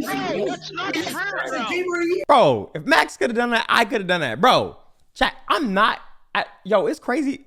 There's no way because I played the game when it first came out that people were saying that I was nice. Come on, bruh. Was that his like second, third game that Max was on? I'm happy for you, bro. Oh! Just us. I'm happy. So is there like a first and Let's fucking go, second, man. or is it just I'm proud of you, Max. We really got he won his first game? Oh shit. Yeah, of course you're okay. We won. Yeah. Nah, I'm just happy for my boy, bro. Yo.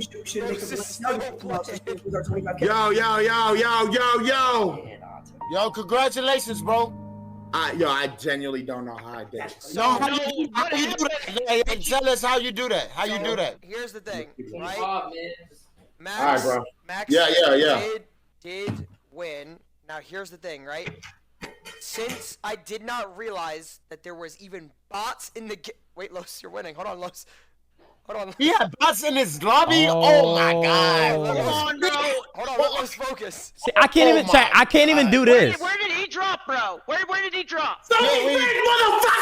No, I'm saying I didn't realize that Fortnite added bots. Next week, ranked comes out. Would you guys want to run it again on ranked mode? Yes. To a win? Yes, that's exactly. Finally. Now finally we talking about fucking skills, bro. Oh my god. Let's do it for 10K now. Come on. I just placed 15. Come on. Rose. Jesus, bro. I could have actually won this shit, bro. Los, what are you focusing on, Los? He didn't win. Keep playing, Los. What is your chat saying? Bro. Ron, what happened here? I know something funny happened. You gotta explain it. What so he put on match delay and he teamed up? Hey, bro, fuck all that, bro. Hey, if I get a win right now, can I get 1,000? Look, how about this? I love Chris. I'm not skimming. You're getting paid. Okay. Since you probably had more bots in your lobby. I'm saying you want to run another one. Yeah, I do. Who said I'm scamming him? He's getting paid. He won. No, they're not saying that in my chat. Ungrateful, bro. They're ungrateful. 5 stars, ungrateful, bro. Shut your bitch ass up, nigga. My nigga's more than grateful, nigga. Yeah, fuck Otter. Chat. Bro, you teamed up, bro. I know it. Break rules equals. Chat, I'm too good, bruh. I beat the shitty gamer allegations, man. Ass, but I guess this is my unpopular opinion of the week because a lot of people really like these movies. They have a legitimate. Don't put too good on quotes. They literally said I couldn't play because I was too good. Yo. You had Sonic. What? You had Sonic. Yeah. Look Mari. You weren't even here. I can't. Why did Mari send us a wrestling belt? She didn't send it. Wait, show it to the camera. I'm gonna show them. She got it on stream. Oh shit, hold on, chat. Let me make this bigger. She sent that? No, she got it on stream. She was dressed up as Santa for her stream today, and I went to go pick her up, so she got it for him. You're not showing it anymore, no? So she got him this too. He down here playing with it. This. Why is he doing? Why is he splitting it wide open, bro? Why is he busting it wide open? I think he's scared of Miles. He's scared of the black one. Yeah, I guess if you look like for his age, Demir. He's not playing with the black one. Or look, he's seeing picture. Yo, that's look at his face. Demir, that's Miles, bruh. But though, look at the difference though. Like this do look kind of scary for like. It's a black suit. That's his suit. I know, but it's just like you gotta think of the eyes of a kid. We know it's Miles Morales. He's literally. Nah, Demir, I'm gonna have to talk to you. That's kind of crazy, bruh. Yo, you're weird, dude. Yo, Demir. Yo, you're weird. You're weird. You seen that dog? Yo, every time she hands him Miles, he hand him Peter. Hand him Peter. Now he pushing both of them away. Now he's showing up. He literally was playing with it and everything. That's how he got like this. Yo, something wrong with you, bro. Well, yeah, I'm gonna have to talk to you after stream, bro. We're gonna talk after stream. All right. Yo, that's crazy, dude. He's literally pushing my, like, what the fuck? Like, do you know who that nigga is? Oh, I can't wait for this nigga to get a little older, bro. We're playing Spider-Man. We're playing Spider-Man 2. We're watching the trilogy. Nigga, you going like Spider-Man? Fuck. Legitimate fan base, and for a reason that completely escapes me, they make a fuckload of money. Because people don't realize, but the first Venom movie almost made $1 billion at the box office. It made $856 million. Whoa! It's because of Eminem. It's that Eminem impact. It's that Eminem impact. Venom. Is an absurd. I ain't gonna lie, that's 90% of the movie why I went. That's 90% of the reason why I went to see the movie, because Eminem did the soundtrack. Amount of profit for a movie that forgettable. Venom 2 didn't make as much, but it still made $500 million worldwide on a $110 million budget, which is pretty that's fucking kind of crazy. So that's while crazy. Venom 3: The Last Dance didn't exactly flop, it is still the movie out of the trilogy that made the least money. It made $450 million on a $120 million budget, and the interesting thing though is that the movie did flop in North America. It did terrible in US and Canada. This movie was essentially saved by international audiences who unexplainably showed up in droves to watch it. Look at the music video.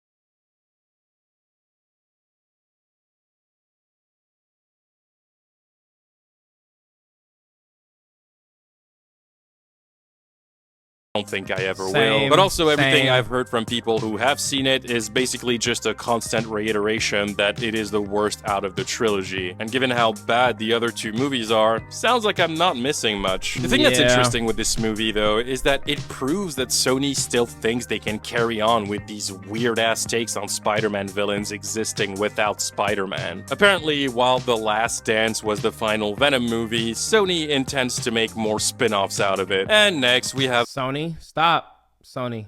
the fucking Kraven the Hunter movie, which is gonna bomb. Let's not beat around Thank the you. bush here. At the time of recording this video, Kraven the Hunter is about a couple weeks away from being released, and bro, it has no chance to succeed. It is being sent out to die. There's no hope for it. Genuinely, if this movie has a domestic opening weekend of over $40 million, I will delete this channel. That's how little faith I have in this movie. Don't say that, I don't love even your think channel. It will get close to 40 million, but I'll be generous. What if, bro? What if there's like, what if there's a meme that goes on?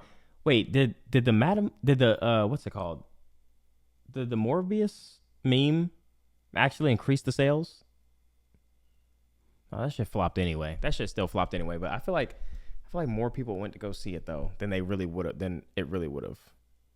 And give it more faith than No. it deserves. Even though a $40 million opening would already be catastrophic for this movie, because Kraven reportedly has a budget of $130 to $150 million. Oh yeah, GG's. It's done. I don't think it's done. This movie is so fucking dead. Anyways, fuck this franchise. Let's move on. Number 5. Fly Me to the Moon. Fly so me we may to not be the talking moon. about the Sony Spider-Man universe, but we're still in the Sony realm. And I'm gonna try really hard not to laugh through this because I just cannot stop thinking about the fact that I remember this trailer. some point, somewhere in the offices of Sony Pictures, They put it back. Wait. They put it back in theaters because of the meme, and it still flopped. That's kind of fire for them to put it back in theaters, though. there was a meeting where they went, guys, there is an idea for a romantic comedy set in the late 1960s following two people at NASA who fall in love as they attempt to fake the moon landing. I don't. And then the boss at the table looked around and said, yeah, let's give this idea a reasonable budget of $100 million. That is blockbuster material. Oh my gosh, for sure. Wait, what? The Sony? Oh yeah, I seen. Oh, we saw this. Yeah, this is supposedly gonna be the final film, unless I guarantee, unless by some miracle, Kraven the Hunter does good. They're gonna be like, oh my god, okay, no, we're good, we're on fire again, y'all. And then they're gonna release something else, and it's gonna do ass, and then they're gonna say this shit all over again. Chad, they're just trying to get sympathy. What are these people doing, man? And this isn't even me being a hater. I watched Fly Me to the Moon on a flight, and the thing is, it's not even that bad. It's actually kind of cute and charming. I like a little rom-com here and there. It warms the heart. Scarlett Johansson is amazing in this movie, as she tends to be. Channing Tatum is clearly having a lot of fun in this role. Like, it's just a lighthearted little tacky movie. Except it's not little, because it cost $100 million. This movie was directed by Greg Berlanti, who is basically the guy behind the Arrowverse. He directed Love, Simon. He's behind the show You. Like, bro is busy. He's been doing stuff. But this movie was initially supposed to be directed by Jason Bateman. Wow. However, he left due to creative differences. Chris Evans was supposed to play the male lead, but due to production delays, the schedules got all fucked up, so Captain America left the project and Gambit came in to replace him. You know how long I've been waiting for this? Woo, I'm about to make a name for myself here. Now, the interesting thing is that Fly Me to the Moon was not supposed to be released in theaters. It was meant to be an Apple TV Plus movie. That makes a lot more sense. So what happened? But they did some test screenings that got incredibly positive reviews, so much so that Sony got super confident and decided to pivot to a theatrical release. Big mistake. Nobody really cared about this movie coming out, it had no buzz, and it bombed, which makes sense because you have to be completely insane to put $100 million in a rom-com. You would need this movie to make $250 million at the box office to break even. That's an insane task for a romantic comedy. Like, historically, a rom-com breaking the $100 million mark is an anomaly. It's extremely rare. The last one to do it was Anyone But You, the Sydney Sweeney and Glenn Powell rom-com from last year, and most of this movie's hype was coasting on a baseless rumor that these two were fucking in real life despite having partners, something that the actors themselves heavily played into during the entire marketing campaign, and it worked. The movie made $220 million on a $25 million budget. Oh my God. Absolute masterclass, they killed it. But before that, I can't think of a rom-com that came out in the last few years that passed $100 million at the box office. I think the most recent after that was Crazy Rich Asians, and that came out like 6 or 7 years ago. And by the way, even though those miracle rom-coms managed to make over $200 million at the box office, neither of them actually passed $250 million. So even under that divine scenario, Fly Me to the Moon could not even dream of being profitable. It made $42 million, and then it went... That spider actually... Wait, that was a real spider? Straight back to oblivion where it came from, and nobody even remembers this movie exists. Oh, and by the way, just for the fun fact, if you're wondering what is the highest grossing rom-com of all time... I was just about to look that up because I was kind of curious. It's a Chinese movie called The Mermaid that came out in 2016, and it is the only rom-com in the history of cinema to break the $500 million mark at the box office. Damn. No other rom-com ever made has accomplished that. Pretty Woman is in second place. It made $432 million. You get it. It was an absolutely insane bet to try and make Fly Me to the Moon work. And again, the movie's fine. It's very okay, but regardless of its quality, this thing was set up to fail, and I will always be a bit mind-boggled by the decision to give it such an unreasonably inflated budget. This movie has lost Sony a fuckload of money, but probably not as much as the next one. Number 4. What is it? Red One. Oh boy. Oh my God. Over the last few years, mostly with the emergence of streaming services. Wait, this was in theaters? Dude, wait. I swear I thought that was just on Netflix. And their absolute rule over the industry, there is a specific kind of big budget film that has started to emerge. I like to call these movies flopbusters. Usually, flopbusters are relegated to streaming services, meaning they don't actually come out in theaters. They're not there for that. Flopbusters, by definition, are half-baked action films sort of randomly thrown together and starring whatever A-list actor is available and wants a big paycheck that are done.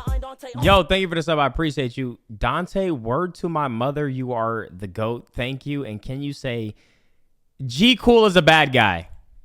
On streaming services to try and get a larger, more casual Word to my audience mother. to subscribe to them. It's a strategy that was popularized by Netflix and that every other streaming platform started to emulate. I've talked about it before, mainly in my video about Damsel, that awful Netflix movie starring Millie Bobby Brown. Ah, come on, it wasn't terrible. Come on, man, it wasn't. Come on, bro. Is that a motherfucking dragon? Seriously, if you take a look at those big Netflix original blockbusters where they dumped hundreds of millions of dollars, do you remember any of them? Do you guys remember? Oh my God, yes, I do remember that. That was, I fell asleep, and I love Will Smith. I fell asleep. Right? Do you remember Project Power? Oh my God, I remember that. Didn't watch it. 6 Underground? I remember that. Didn't watch it. The Gray Man? I really wanted to watch that. Didn't watch it. Red Notice? Have you? I was going to watch that. I literally started and then I was like, I saw something else and I clicked that one instead. You guys even heard of Outlaw King? No. This movie cost $120 million to make, and the response to it has been an absolute black hole. Same goes for Gal Gadot's Heart of Stone, her $150 million action epic that seems so distant in my brain that I thought it came out in like 2019 or something. But no, this movie came out 7 months ago. What? Y'all heard of this? 7 months ago? Bro, I never heard of this shit. What the fuck? Does Triple Frontier ring a bell? Raise your hand if you're a fan of The Ridiculous Six, one of the few movies that is currently sitting at an impressive 0% on Rotten Tomatoes. And it's not just Netflix. Like I said, all the streaming platforms have started doing this. I really wanted to watch this though. I really do want to watch this one. Apple TV Plus has been the platform that is most consistent with the quality of their projects. Most of my favorite TV shows of the last 3 years have been Apple TV Plus shows, but they also couldn't help but try their hand at it. You guys remember Ghosted with Chris Evans and Ana de Armas? Or The Family Plan with Mark Wahlberg? I bet most of you didn't even know this movie existed. Did you know that a movie called Wolves came out this year with Brad Pitt and George Clooney? Yes, I could go but okay, that looks good though. Wolves look good though. All day. There are so many of those, and it's genuinely crazy that like 2/3 of these movies are movies that nobody even know exist, despite the fact that they feature some of the biggest stars in Hollywood. And Red One might just be one of the worst out of all of them. Red One is a big budget action comedy about Santa Claus's personal bodyguard. And this usually you can't go wrong with The Rock. Like if Rock's in your movie, niggas gonna see that shit because it's just The Rock. But this just looks, and Chris Evans was in this too, right? Being forced to team up with the world's most talented bounty. How can you possibly flop? Hunter to rescue Santa, who has been kidnapped by a secret military organization. You use Apple TV, so I think I have like all of them just cause I think recently we probably got rid of some, but we just got all the shit just so that we don't ever have to buy movies or anything like that. I promise I didn't make that up just now. It's a real movie, I swear. A real movie starring... Get ready for this. Dwayne "The Rock" Johnson, Chris "The Rock" Evans, J.K. "The Rock" Simmons, Lucy Liu, Bonnie Hunt, Nick Kroll, and Kiernan Shipka. Who? That is the most randomized, hazardous cast of all time. They really just took whoever had a hole in their schedule. Red One was originally meant to be a flopbuster for Amazon Prime. This movie was not supposed to come out in theaters. It was supposed to be dumped straight to streaming, which you can tell just by the trailer. However, for some reason that completely escapes me, Amazon got fucking overconfident out of nowhere and was like, you know what? Maybe we can put this in theaters. This might slap. Yeah. Bro, it doesn't. This shit is microwaved. Red One is so fucking bad. It's a movie that doesn't even try to pretend that it's trying to be worthwhile. It is all the worst things about the current state of Hollywood packaged into one big pile of whatever this is. It claims to be a holiday action comedy, but it sucks at being an action movie, it sucks at being a comedy, and it sucks at being a Christmas movie. There is nothing about it to attach yourself to here. Honestly, I think it's more that they panicked and realized that the flopbuster genre was dying as quickly as it was born, and they really wanted to try and make a profit off of this movie, which is not surprising considering that Red One, for some reason, had a mind-boggling budget of $250 million, which is just I'm not gonna lie, an absurd amount. That had to just go straight to the actors or something. That had to go straight to the actors. I'm not gonna lie. I love shitty movies. I'm not gonna lie, like I like bad movies, like, but it's really like bad holiday movies. Like that's kind of where. No, actually, bro, I really like bad holiday movies because it just got something. It's just got like a cheesiness to it, and then I also like the corny, over the top action movies that are bad though.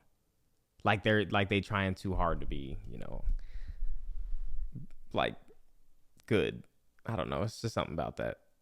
It's like a little charm. I don't know. But like it's only in moderation. Like it's usually the older movies.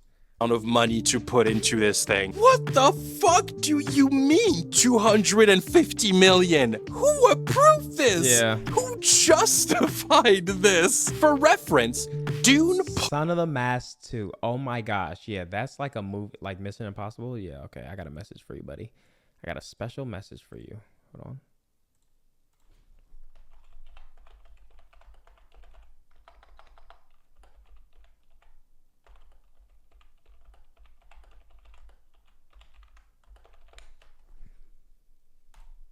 Yeah. I just said that to you. I just said that to you, and nobody knows but me and you.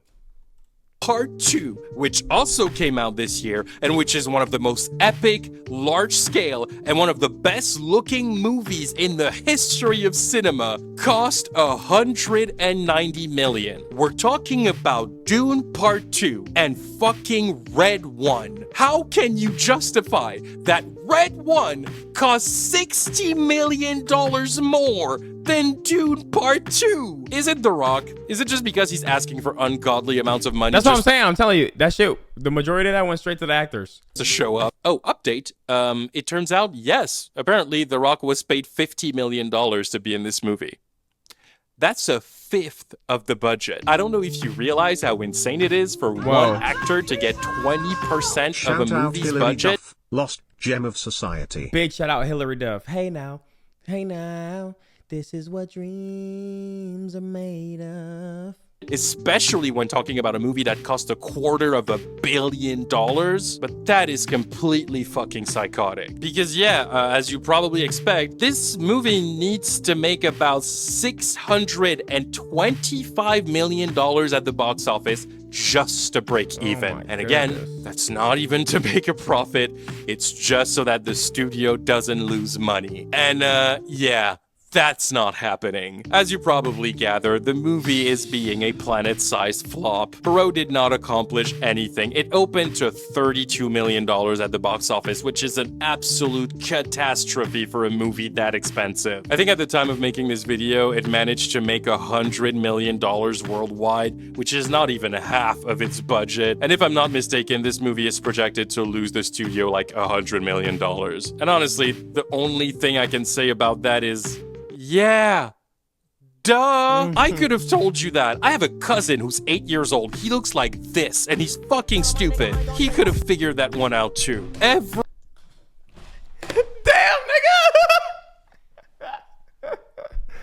Oh my god, bro, you have a great day too, man. Everyone could have predicted the failure of this movie. What the hell were you guys thinking? Oh my goodness. Anyway. Next, number 3. Oh, aired his cousin out. Borderlands. Okay, I'm gonna get... yeah. Just played the game. Not gonna lie. Not surprised. Not a lot to work with there. And I don't want to hear that I wasn't trying, because I did try, okay? Talk to me about this film. Because I played the game, and I don't even understand where they would want to make a movie for this for, bro. I don't even know why they would want to make a movie for this. It's just shoot, shoot, shoot, loot, loot, loot, shoot, shoot, shoot, loot, loot, loot, follow the robot, follow the robot, follow the robot. Like, bro. Get this one out of the way very quickly because honestly, did anyone at any point think for even a second that this wouldn't happen? Out of all the flops 2024 had, Borderlands was easily the most obvious one. There was no world, no parallel universe, no alternate reality. I don't get how people don't, or the people that like Borderlands didn't like this movie. I'm seeing the same shit. In which this movie was gonna work. It was dead on arrival. First of all, why a Borderlands? That's the robot. Movie is coming out now is a question I will. And that's the characters. So like, what are y'all mad about, bro? Shit look the same. They shooting. They running across stuff.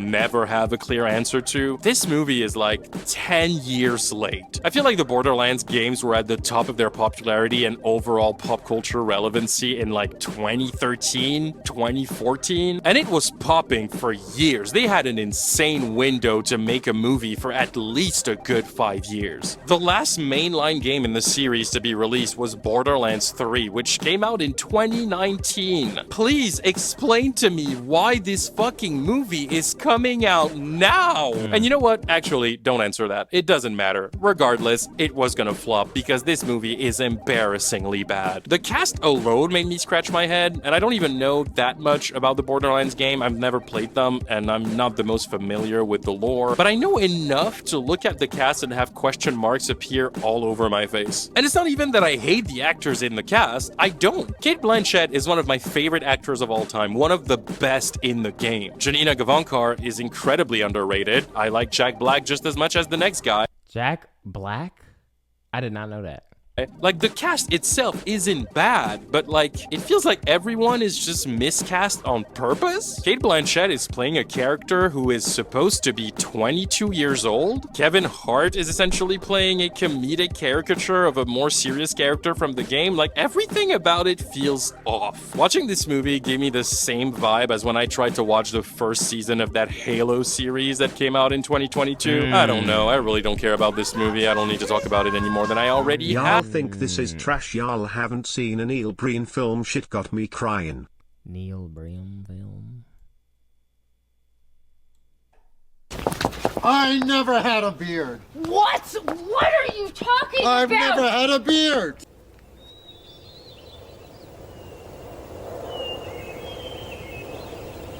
Sir, that's a green screen. Good morning. Have a nice day.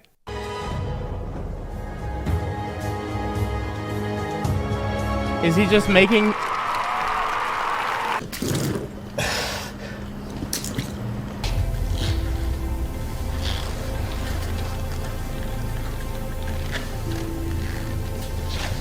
These are real movies, by the way. There's no way y'all are saying this is cinema.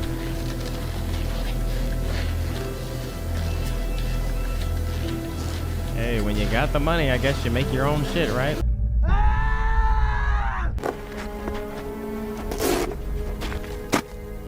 What the fuck?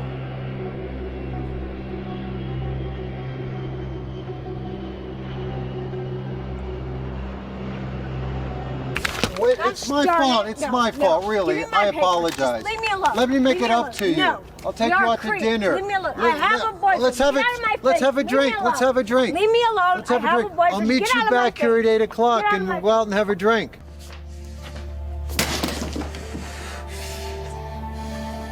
It reminds me of that room guy. Oh, hi, Mox. I don't care. I don't want you anymore. It's just friggin' invisible.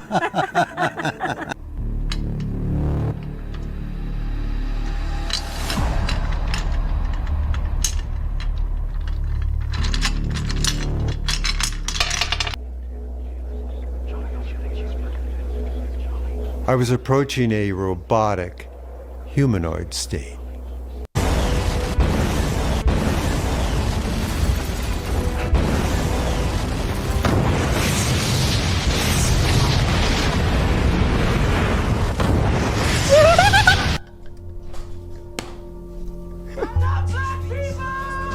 This is unironically how Nicolas Cage acts, my but God. Hollywood sucks that guy's balls like he's the goat or something. This can't be true.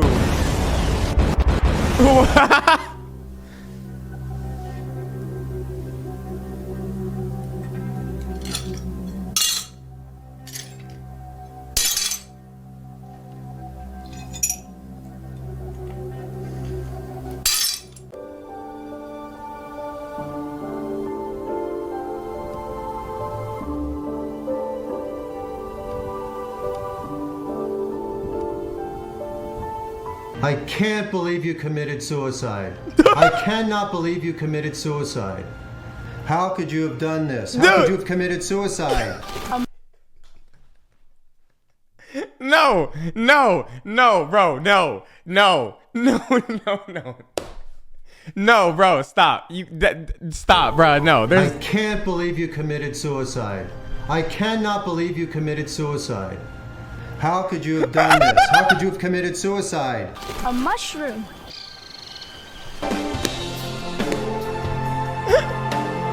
Oh my God! What the hell?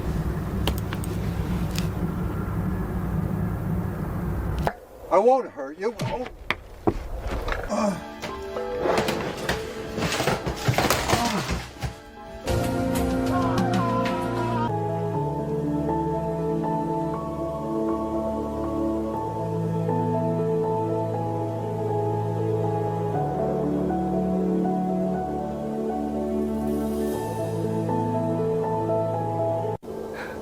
That's light. L-I-G-H-T.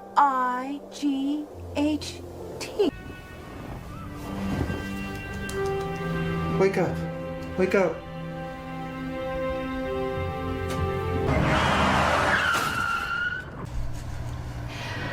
shoot this damn car up full of holes. No, no, no! Who am I? What am I?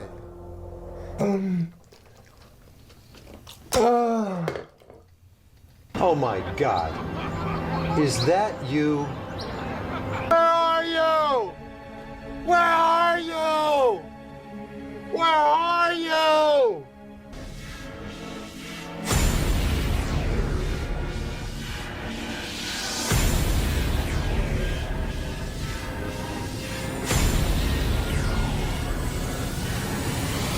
Oh my God, dude.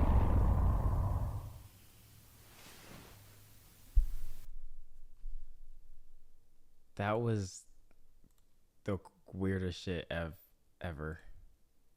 Borderlands flopped at the surprise of literally no one. For some unexplainable reason that I will never understand, it had a budget of $120 million, with an added $30 million in one of the worst and laziest marketing campaigns I've seen in years. So, in order to break even, Borderlands needed to make $375 million.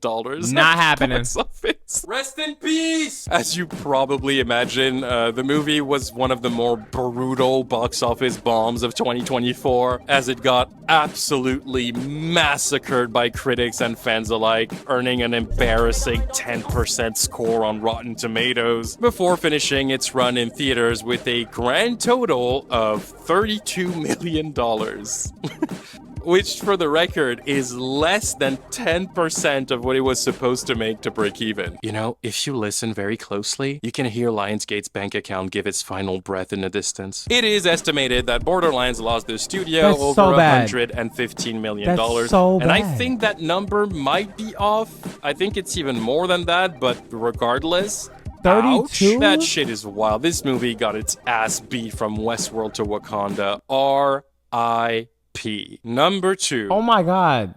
Joker. How can it get worse than that? Okay, Oh. I'm sorry, but this one is just funny. So, here's something about me. I am a massive DC fanboy. I grew up reading DC comics. I always liked it more than Marvel. The characters always stuck with me more, yada, yada, yada. I love DC. So, as a DC fanboy, witnessing the slow and painful decline of DC movies over the last 10-ish years has been one of the biggest disappointments of all time for me. I so desperately want to like those adaptations, but DC has just been in a decade-long flop era that has become unbearable to watch. It's like staring at a car crash for me. It's horrifying, but you just can't look away. It had some gems here and there, some diamonds in the rough, but the overwhelming majority of DC movies since the start of the DCU have been absolute dog shit. Not you, baby. This isn't about you. They spent a decade course correcting and then course correcting the course correction. Nothing made sense. Yeah, no, this Suicide Squad,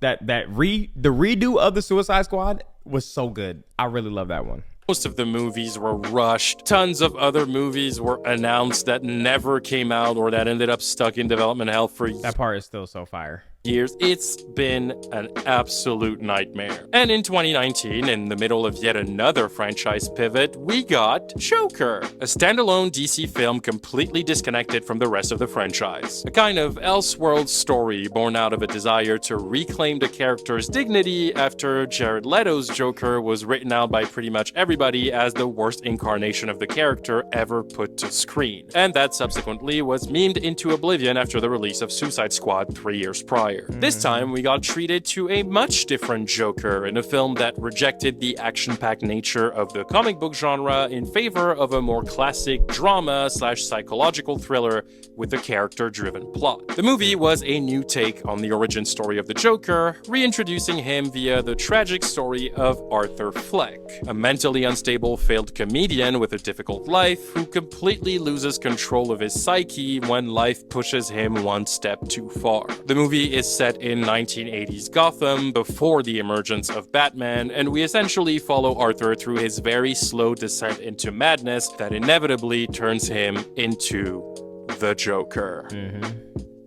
Listen, The internet is very good at revisionist history, but I have a good memory. When Joker came out in 2019, people really liked it. They were raving about it for weeks. Not everybody loved it, obviously, but it was a hit for a reason. People loved this movie when it came out. However, over the last year or so, it seems like the internet has kinda turned on this movie, and a lot of people are now retroactively pretending they never actually liked it. And if you believe everyone saying that now, you'd think Joker was the most despised flick to come out in 2019. Wait, what? But that's just not true. You can't fool me, internet. I know you guys liked it. And I like Joker. I never saw it as the deeply introspective piece of cinema that a lot of film bros tried to paint it as before it became cool to hate it. Like, this movie is not that deep. Every theme it has to offer is spoon-fed to you out loud constantly. Like, this story is No, I feel like it was like, I'm not gonna lie, this was good. I feel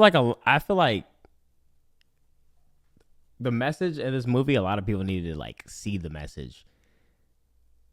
This was like this was a good movie, bro. I really fucked with that shit. About as surface level as Paint, but I still liked it. The performances are out of this world. It's beautiful to look at. It's shot really well. The soundtrack goes so fucking hard for no reason. The sense of atmosphere in this movie is seriously masterfully built. It really has a strong vibe, and a throwback to 70s and 80s cinema is fun. However, ever since this movie came out, I have always said that Joker should never, ever get a sequel. I always believed it was perfectly fine as a one-off. And the thing is, the people who— I mean, to be honest, they should have been just stopped making Joker movies in general. But like, you know, that shit's never gonna happen as long as people are gonna go pay to see it. Who made Joker agreed with that. They only ever intended to make one movie. This wasn't meant to be a franchise. The problem is, Joker ended up being one of the most profitable— I went and rewatched the Dark Knight trilogy because we were comparing it to the Batman a couple streams ago. I'm not gonna lie. We were blinded by nostalgia. The Batman is clear. I mean, dude, that's what— come on, bro, come on now. Yes, it's good. That movie, The Dark Knight, is good, but I feel like that movie was fire because the Joker. Like, I like that movie more because the Joker. But if we talking about Batman, I like that Batman movie. That new Batman, bro. Are you dumb? Don't know. He's spitting though. He's spitting though. The Nolan trilogy is still good. Yeah, I'm not saying it's bad. I'm definitely not saying it's bad. I'm just saying the new Batman is better than the old Batman. That's all I'm saying. Movies in cinema history. On a $58 million budget, the movie made over $1 billion at the box office. I don't know if you understand the scope of that, but that is just ridiculous. Deserved. And not only that, but it also got nominated for an definitely deserved. 2016 Suicide Squad, fucking ass. Damn, the CGI, is that character the one with— designs, character development, and plot was fucking ass. Like how you mess up a comic movie, just read the damn comics. I'm glad James Gunn came and made the Suicide Squad cause that shit was gas. The 2016 one was the one with Will Smith, right? Insane amount of awards, including a bunch of Oscars, of which Joaquin Phoenix won Best Actor. Long story short, Joker became a case of being too successful for its own good. This movie worked a little too well, and with Warner Brothers being Warner Brothers, there was absolutely no way in hell that they would ever let this go now. Exactly. They were gonna push for a sequel regardless of if it made sense or not. It's show business. It's a business. They want money. So despite the fact that they had previously said the Joker was only meant to be a one-off side quest, they came back on their word and greenlit a sequel. Todd Phillips returned to direct, and this time, Warner Brothers gave him free reign to do whatever the fuck he wants with this movie. Like, genuinely, I feel like they just called him and said, "Hey man, you get anything you want, just make us another $1 billion." And then they hung up the phone, and they didn't talk to him again until the movie was out. So, Todd Phillips just did whatever the fuck he wanted, and things got very weird very fast. First, we heard that Joker 2 would be introducing the character of Harley Quinn, which seemed like a coherent place to go. Then, almost immediately after, it was announced that Harley Quinn would be played by Lady Gaga. Huh. Okay, sure. And then with that announcement, we also got the confirmation that the movie was going to be A musical! Oh boy! This is where I knew I was right. Making a sequel was a bad idea. Everybody was buzzing about the trailers when they came out, but I just had a terrible feeling about it. I couldn't get into the marketing campaign. Despite the fact that the movie is visually gorgeous, I could just smell it from a million miles away. And this time, my senses didn't betray me. I ain't gonna lie, they got me, bro. I was like, okay, wait, hold on. It's a musical. Wait, this could be good though. It could be different. Nah, man. This movie is a fucking disaster. It is just wild how clapped this shit is. The amount of times I sighed to myself while watching this movie is probably a new Guinness World Record. I was in a complete state of disbelief the whole time. I saw this movie a few weeks after it came out, and by that point, the entire planet had very loudly disowned it. So I expected it to be bad. I just didn't expect it to be this bad. Just a pretentious, bland nothing sandwich that thinks it is way deeper than it actually is, with a script so poorly thought. I did see the 28 years later trailer. Yeah, JoJo's favorite movie. Yeah, JoJo absolutely loved this movie, by the way. Insane. I mean, that just speaks for itself. Okay, I'm not surprised. I'm not surprised, man. Now that it feels unfinished and an ending that thinks it is so impactful when it's really just accidentally funny. And again, I know the internet's revisionist history. There's gonna be a wave in a few months of people saying that Joker 2 was secretly genius all along and that people just didn't get it because it was too next level. And no, it's not. This movie is not good. It's not clever. It's certainly not deep commentary of anything. I know that's a thing film bros love to say. It was a commentary on... Whoop! Let me stop you right there. I don't give a fuck. For the life of me, I don't know. I can't wait until, like, if something comes out where it's like, yeah, no, the film, no one actually wanted to shoot the film. We just did it because they were, like, they kept begging us. So we just did it just to do it. Like, we didn't have any deep messages. Like, there wasn't no, like, it wasn't, like, we just bullshitted just to put it out. Know why they allowed then this what are movie people to gonna be say? So expensive, because like this isn't a CGI blockbuster. It's not your typical comic book adaptation, and visually speaking, this movie doesn't do anything that Joker 1 didn't do. So unless they gave Lady Gaga $140 million to play a terrible Harley Quinn, I have absolutely no idea why they upped the budget by 200%. I don't know if you realize how insane that is. This movie had 4 times the budget of the first one. Why? This is the definition of overconfidence. They really thought they were gonna pull another billion in a snap. And surprise, surprise, that's so stupid. They didn't. Not even fucking close. Because see, the closer we got to the movie coming out, the more the hype around it started to die. Yeah, I've seen the Superman reviews of the movie trailer started comes next to week. revive, and they were fucking terrible. Like, not mixed reviews or a little on the negative side. No. Critics were unanimous. This movie was awful. Review after review came us. This movie was little on the So then, like, who is all these niggas? Like, all these dudes, all this shit shows me that they just be taking shit. They just be taking shit and just throwing it up on these movie trailers. Black girl nerds, phenomenal. Compelling. Audacious. Superb. I'm starting to think that these words were probably used in a whole nother sentence. Yeah, no, I went to get some coffee and it was phenomenal. And then I seen how bad the movie was, and even my coffee couldn't keep me up. Like, I think that's what they're doing at this point. That's what I'm thinking. Like, yeah, they said phenomenal in their review, but it wasn't for the movie. It was just a word that they used to describe something else.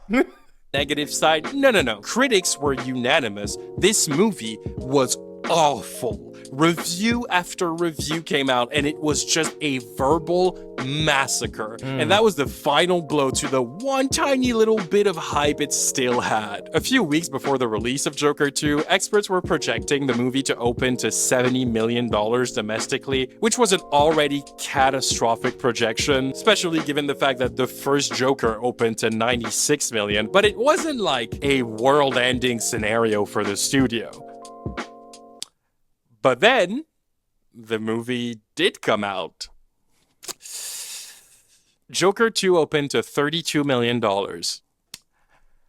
That is less than half of an already hopeless projection. That is the world-ending scenario for this. Wait, they did less than motherfucking Red Notice or whatever the hell that what shit the Rock movie was. Studio.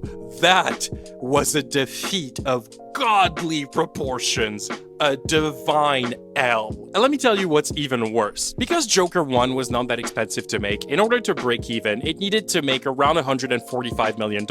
I'm thinking, yo, do the people who make movies or the studios, do they think that this shit is still like in the 80s and 90s and shit, where it's like you had to see a movie, everybody just went to, when the trailer drops, everybody's seen the movie, and then they were like, oh dang, that was bad, but everybody had already seen the movie. Now it's like, bro, a few people see the movie, we see the reviews, and then now we can know for ourselves, oh yeah, oh bro, do not see that movie.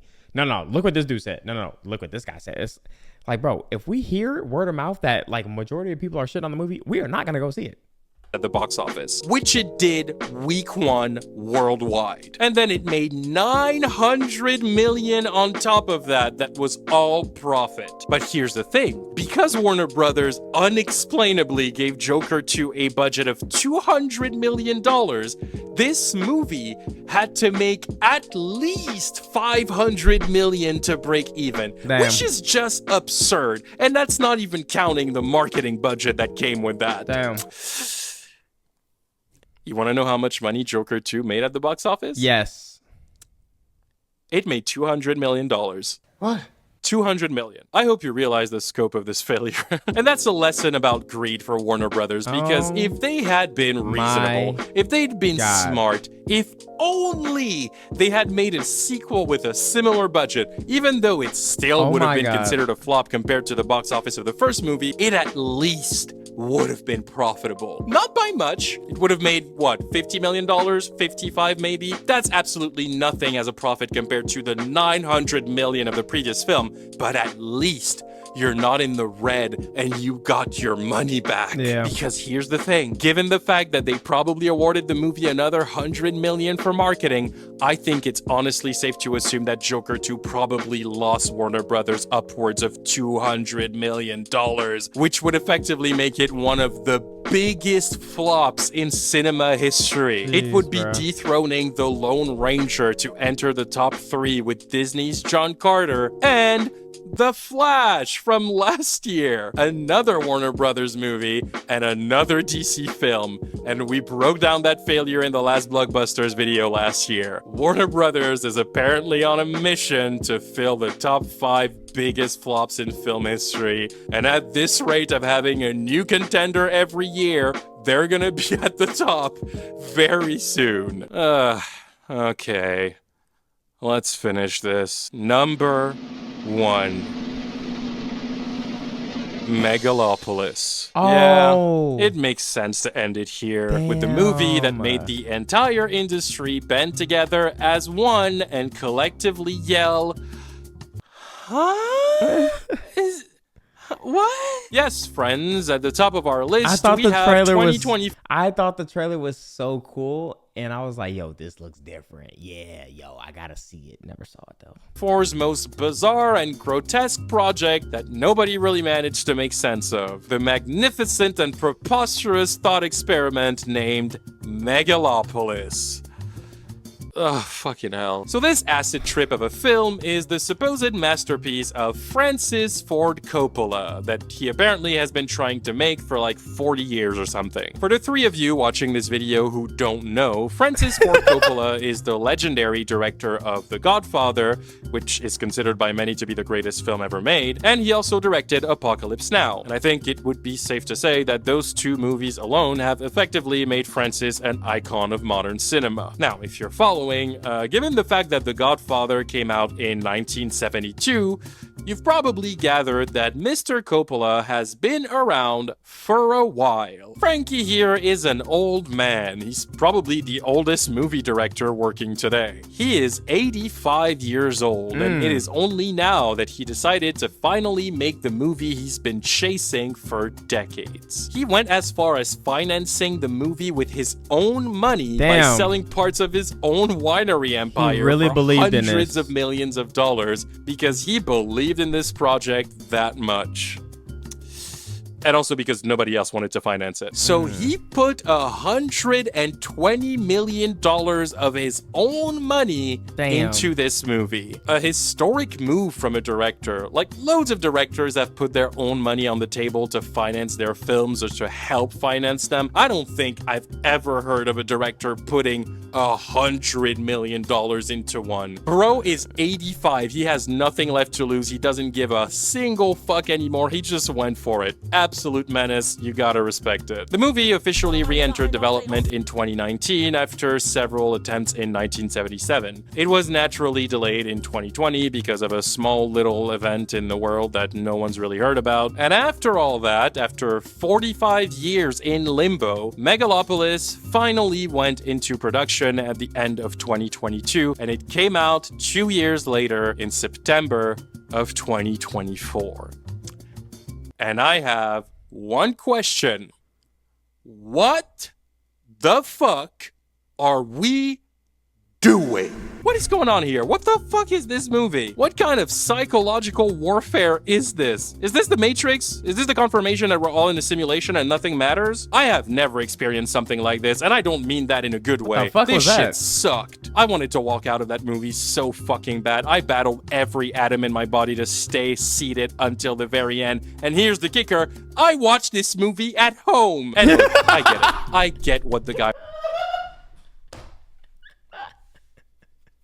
was going for. Megalopolis is a giant commentary on Francis's vision and grievances with modern society, from the media, cancel culture, politics, blah blah blah, all of it packaged in this attempt at satire in a story that takes massive inspiration and mirrors tales from ancient Rome. None of it is really subtle, whether it be the commentary or the Roman Republic bootlegging. The main character is literally named Caesar. The antagonist is named Cicero. The story takes place in an alternate reality where New York is now named New Rome. Like, this thing is not trying to be subtle at all. It's a very in-your-face parallel. But like I just said with Joker 2, just because a movie is making an attempt at commentary doesn't make it good or interesting. True. In the end, Megalopolis is just a bunch of jumbled nonsense with half-baked ideas being sort of explored in an extremely tedious plot led by flat characters. The writing is surprisingly bad, the acting is stiff and awkward, and like, despite the fact that this movie has a crazy cast featuring Adam Driver, Giancarlo Esposito, Aubrey Plaza, Lawrence Fishburne, Dustin Hoffman, Natalie Emmanuel, and Shia LaBing Bong. Despite all of those names on the call sheet, the performances fucking suck. Everyone is bad in this movie. What? No exceptions, and none of them are helped by the dialogue, which is just baffling. What? Can't pay our respects, Grandpa. What do you think of this boner I got? What? Entitles me? Yes. Entitles me? Yes. Entitles me? Yes. You're on my territory now, and you're gonna play by my rules. Okay? Time's a funny thing to understand. Passing the time. Finding time, losing time. Time that flies. I work without caring what happens to either of us. So go back to the club. Bro, you could? Do you need a Kit Kat? Okay, so by now, you kind of know the math. Megalopolis cost $120 million to make, so in order to break even, it had to make about $300 million at the box office. Do you want to know how much money Megalopolis made at the box office? 100. I'll pause for a second just so I can let you know. $13 million. Oh my God! This movie grossed $13 million at the box office. Oh my gosh. Oh my. Wait. That's so. Wait, that's actually. All these actors.